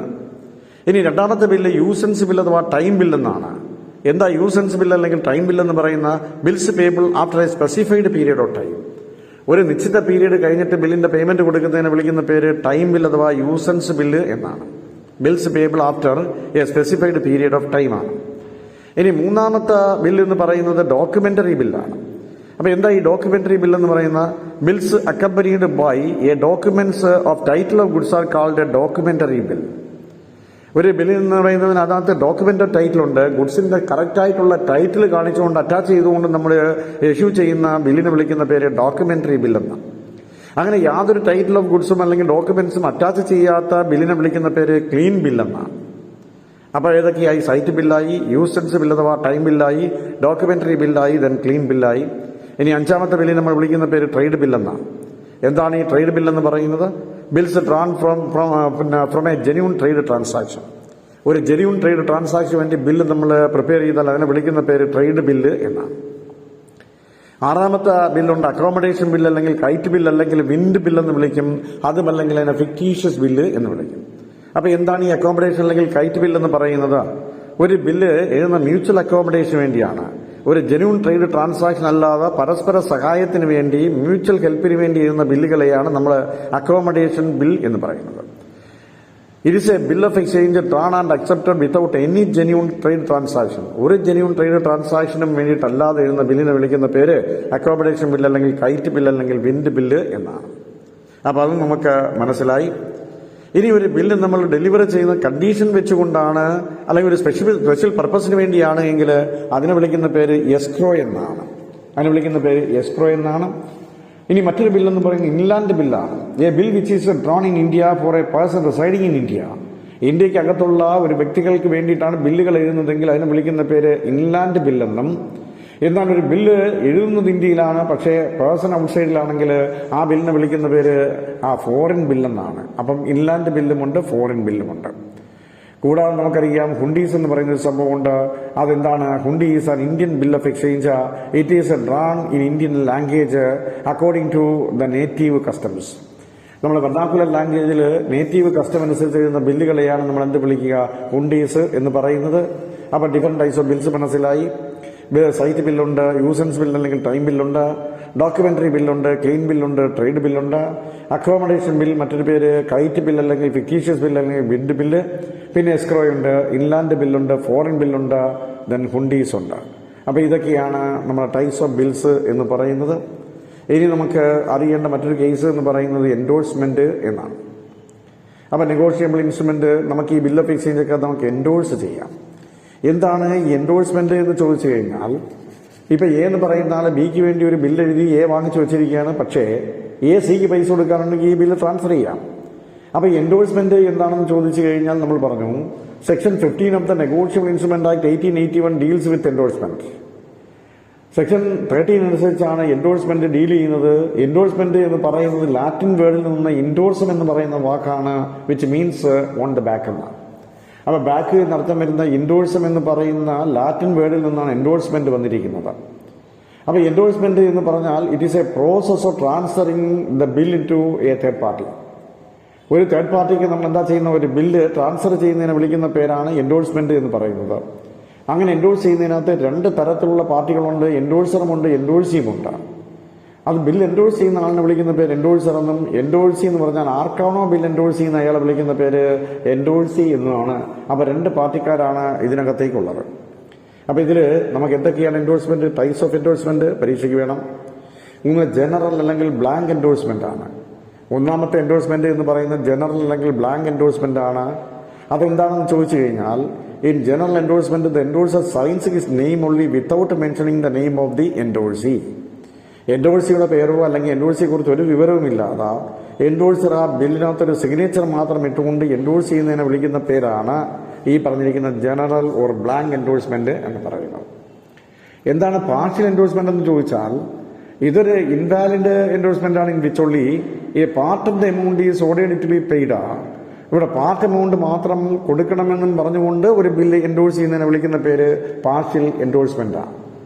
So partial endorsement means it is an invalid endorsement in which only a part of the amount is ordered to be paid. Endorse ചെയ്യുന്ന സമയത്ത് ബില്ലിന്റെ മൊത്തം എമൗണ്ട് കൊടുക്കാതെ ഒരു പാർട്ട് മാത്രം എൻഡോഴ്സ് ചെയ്യണമെന്നും പറഞ്ഞുകൊണ്ട് എൻഡോഴ്സ് ചെയ്യുന്നതിനെ വിളിക്കുന്ന പേര് പാർഷ്യൽ എൻഡോഴ്സ്മെന്റ് എന്നാണ്. ഇനി അടുത്ത എൻഡോഴ്സ്മെന്റ് എന്ന് പറയുന്നത് ഫുൾ ഓർ സ്പെഷ്യൽ എൻഡോഴ്സ്മെന്റ് ആണ്. എന്താ ഫുൾ ഓർ സ്പെഷ്യൽ എൻഡോഴ്സ്മെന്റ് എന്ന് പറയുന്നത്? ഒരു എൻഡോഴ്സ്മെന്റ് നടത്തുന്ന സമയത്ത് എൻഡോഴ്സറെയും എൻഡോഴ്സിയുടെയും എല്ലാ ഡീറ്റെയിൽസും സ്പെസിഫൈ ചെയ്തുകൊണ്ടാണ് എൻഡോഴ്സ് ചെയ്യുന്നതെങ്കിൽ അതിനെ വിളിക്കുന്ന പേര് ഫുൾ എൻഡോഴ്സ്മെന്റ് ആണ്, അല്ലെങ്കിൽ സ്പെഷ്യൽ എൻഡോഴ്സ്മെന്റ് എന്ന് പറയും. ഇനി എന്താണ് റെസ്ട്രിക്റ്റീവ് എൻഡോഴ്സ്മെന്റ് എന്ന് ചോദിച്ചാൽ, so the endorser prohibit further negotiation of the negotiable instrument. ഇനിയും ഒരു എൻഡോഴ്സ്മെന്റ് പാടില്ല എന്നും പറഞ്ഞുകൊണ്ട് പ്രൊഹിബിറ്റ് ചെയ്തുകൊണ്ട് അങ്ങനെ ഒരു വേർഡ് എഴുതി വെച്ചുകൊണ്ട് എൻഡോഴ്സ് ചെയ്യുന്നതിനെ വിളിക്കുന്ന പേര് റെസ്ട്രിക്റ്റീവ് എൻഡോഴ്സ്മെന്റ് എന്നാണ്. കണ്ടീഷണൽ ഓർ ക്വാളിഫൈഡ് എൻഡോഴ്സ്മെന്റ് എന്താണെന്ന് ചോദിച്ചു കഴിഞ്ഞാൽ, എൻഡോഴ്സിന് ചില കണ്ടീഷൻസ് ഇമ്പോസ് ചെയ്യുകയാണ്. അതിതാണ് അങ്ങനെ മണി റിസീവ് ചെയ്യുന്ന കാര്യത്തിൽ, ട്രാൻസ്ഫർ ചെയ്യുന്ന കാര്യത്തിൽ വല്ല കണ്ടീഷൻസ് ഇമ്പോസ് ചെയ്യുന്നതിനെ വിളിക്കുന്ന പേര് കണ്ടീഷണൽ ഓർ ക്വാളിഫൈഡ് എൻഡോഴ്സ്മെന്റ് എന്നാണ്. കണ്ടീഷണൽ ഓർ ക്വാളിഫൈഡ് എൻഡോഴ്സ്മെന്റ് എന്നാണ്. ഇനി മറ്റൊരു എൻഡോഴ്സ്മെന്റ് ഉണ്ട്, സാൻസ് റീകോഴ്സ് ഓർ സാൻസ് വെയ്വ. എന്താ സാൻസ് റീകോഴ്സ് എന്ന് പറയുന്ന? In this type of endorsement the endorser limiting his liability as he will not be liable for the payment of bill if the acceptor failed to pay it. ഇവിടെ എന്താ പറഞ്ഞിരിക്കുന്ന? എൻഡോഴ്സറെ സംബന്ധിച്ച് അയാളുടെ liability limit ചെയ്തിരിക്കുകയാണ്. ബില്ലിന്റെ ലൈബിൽ payment കൊടുക്കാതെ വന്നു കഴിഞ്ഞാൽ അതിന്റെ എമൗണ്ട് മാത്രമേ കൊടുക്കൂ, വേറെ പേയ്മെന്റുകൾ ഒന്നും കൊടുക്കത്തില്ല എന്ന് പറഞ്ഞുകൊണ്ട് എൻഡോഴ്സ് ചെയ്യുന്നതാണ് സാൻസ് റീകോഴ്സ് അഥവാ സാൻസ് വെയ്സ് എന്ന് പറയുന്നത്. എന്നാൽ സാൻസ് ഫ്രൈസ് എന്ന് പറയുന്ന മറ്റൊരു എൻഡോഴ്സ്മെന്റ് ഉണ്ട്. അതെന്താണെന്ന് ചോദിച്ചു കഴിഞ്ഞാൽ, എൻഡോഴ്സർ ലയബിൾ ആവുന്നത് ആ ഇൻസ്ട്രുമെന്റ് എമൗണ്ട് മാത്രമാണ്, എക്സ്പെൻസുകൾക്കൊന്നും തന്നെ യാതൊരുവിധ ഉത്തരവാദിയുമല്ല എന്ന് കാണിച്ചുകൊണ്ട് എൻഡോഴ്സ് ചെയ്യുന്നതാണ് സാൻസ് ഫ്രൈസ് എന്ന് പറയുന്നത്. അപ്പൊ അതാണ് അതിന്റെ പ്രത്യേകത. സാൻസ് റീകോഴ്സും അതുപോലെ തന്നെ സാൻസ് ഫ്രൈസുമാണ്. അവിടെ സാൻസ് റീകോഴ്സ് അല്ലെങ്കിൽ സാൻസ് ഫ്രൈസിൽ ട്രായ് പൈസ കൊടുത്തില്ല എങ്കിൽ അതിൽ ട്രായർ ഉത്തരവാദിയല്ല എന്ന് കാണിക്കുന്നതാണ് സാൻസറി കോഴ്സ്. എന്നാൽ സാൻസ് പ്രൈസ് എന്ന് പറയുന്നത് ബിൽ എൻഡോഴ്സ് ചെയ്യുന്ന സമയത്ത് അതിനകത്ത് എന്തെങ്കിലും എക്സ്പെൻസുകൾ വരികയാണെങ്കിൽ ആ എക്സ്പെൻസിന് ആ ഡ്രോയർ ബാധകമല്ല, എൻഡോഴ്സർ ബാധകമല്ല എന്ന് പറയുന്നതിനെ വിളിക്കുന്ന പേര് സാൻസ് പ്രൈസാണ്. അപ്പോൾ ഇതാണ് അതിൻ്റെ ക്ലാസിഫിക്കേഷൻ. ഇനി ഒന്നുകൂടെ ഉണ്ട്, ഫാക്കൽറ്റേറ്റീവ് ആണ്. എന്താണ് സംഭവം? ഈ എൻഡോഴ്സ്മെന്റിൽ എൻഡോഴ്സർ നോട്ടീസ് ഓഫ് ഡിസോണർ ഒന്നും തന്നെ കൈപ്പറ്റത്തില്ല എന്നാണ്. വലിയ ഡിസോർഡർ ആയാൽ അതിന് നോട്ടീസ് ഒന്നും തന്നെ കൈപ്പറ്റത്തില്ല എന്ന് കാണിച്ചുകൊണ്ട് ഇഷ്യൂ ചെയ്യുന്നതിന് നമ്മൾ വിളിക്കുന്ന പേര് ഫാക്കൽറ്റേറ്റീവ് എന്നാണ്. അങ്ങനെ നെഗോഷ്യബിൾ ഇൻസ്ട്രുമെന്റ് ആക്ട് എന്ന് പറയുന്ന 1881 ഇത് ഫോഴ്സ് ചെയ്തത് പേയ്മെന്റ് ഫോഴ്സ് 1882 ഇതിനകത്ത് സെക്ഷൻ 5 ബിൽ ഓഫ് എക്സ്ചേഞ്ച് പറയുന്നത്. സെക്ഷൻ 4 പ്രോമിസറി നോട്ടും ചെക്കുമാണ് പറയുന്നത്. അപ്പോൾ ഇതൊക്കെയാണ് നമുക്ക് ഇതുമായി ബന്ധപ്പെട്ട കുറേ ആസ്പെക്ട്സ് എന്ന് പറയുന്നത്. അപ്പോൾ ഇത്രയൊക്കെ മതിയാവും നമുക്ക് ഈ വരുന്ന പരീക്ഷയ്ക്ക് എഴുതാൻ. അപ്പം നിങ്ങൾ വളരെ ഭംഗിയായിട്ട് എൻ്റെ ഈ 70 മാർക്കിൻ്റെ അക്കൗണ്ടിങ്ങിൻ്റെയും കോസ്റ്റിങ്ങിൻ്റെയൊക്കെ ഭാഗങ്ങളൊക്കെ ഒന്ന് പഠിച്ച് നിങ്ങൾ എഴുതണമെന്ന് ഞാൻ നിങ്ങളോട് ആവശ്യപ്പെടുകയാണ്. നിങ്ങൾക്കിത് വളരെയേറെ ഗുണം ചെയ്യും. തീർച്ചയായും ഇത് സബ്സ്ക്രൈബ് ചെയ്യണം, ഷെയർ ചെയ്യണം, ലൈക്ക് ചെയ്യണം. നമുക്ക് പുതിയ വീഡിയോ ആയിട്ട് വീണ്ടും വരാം. താങ്ക്സ്.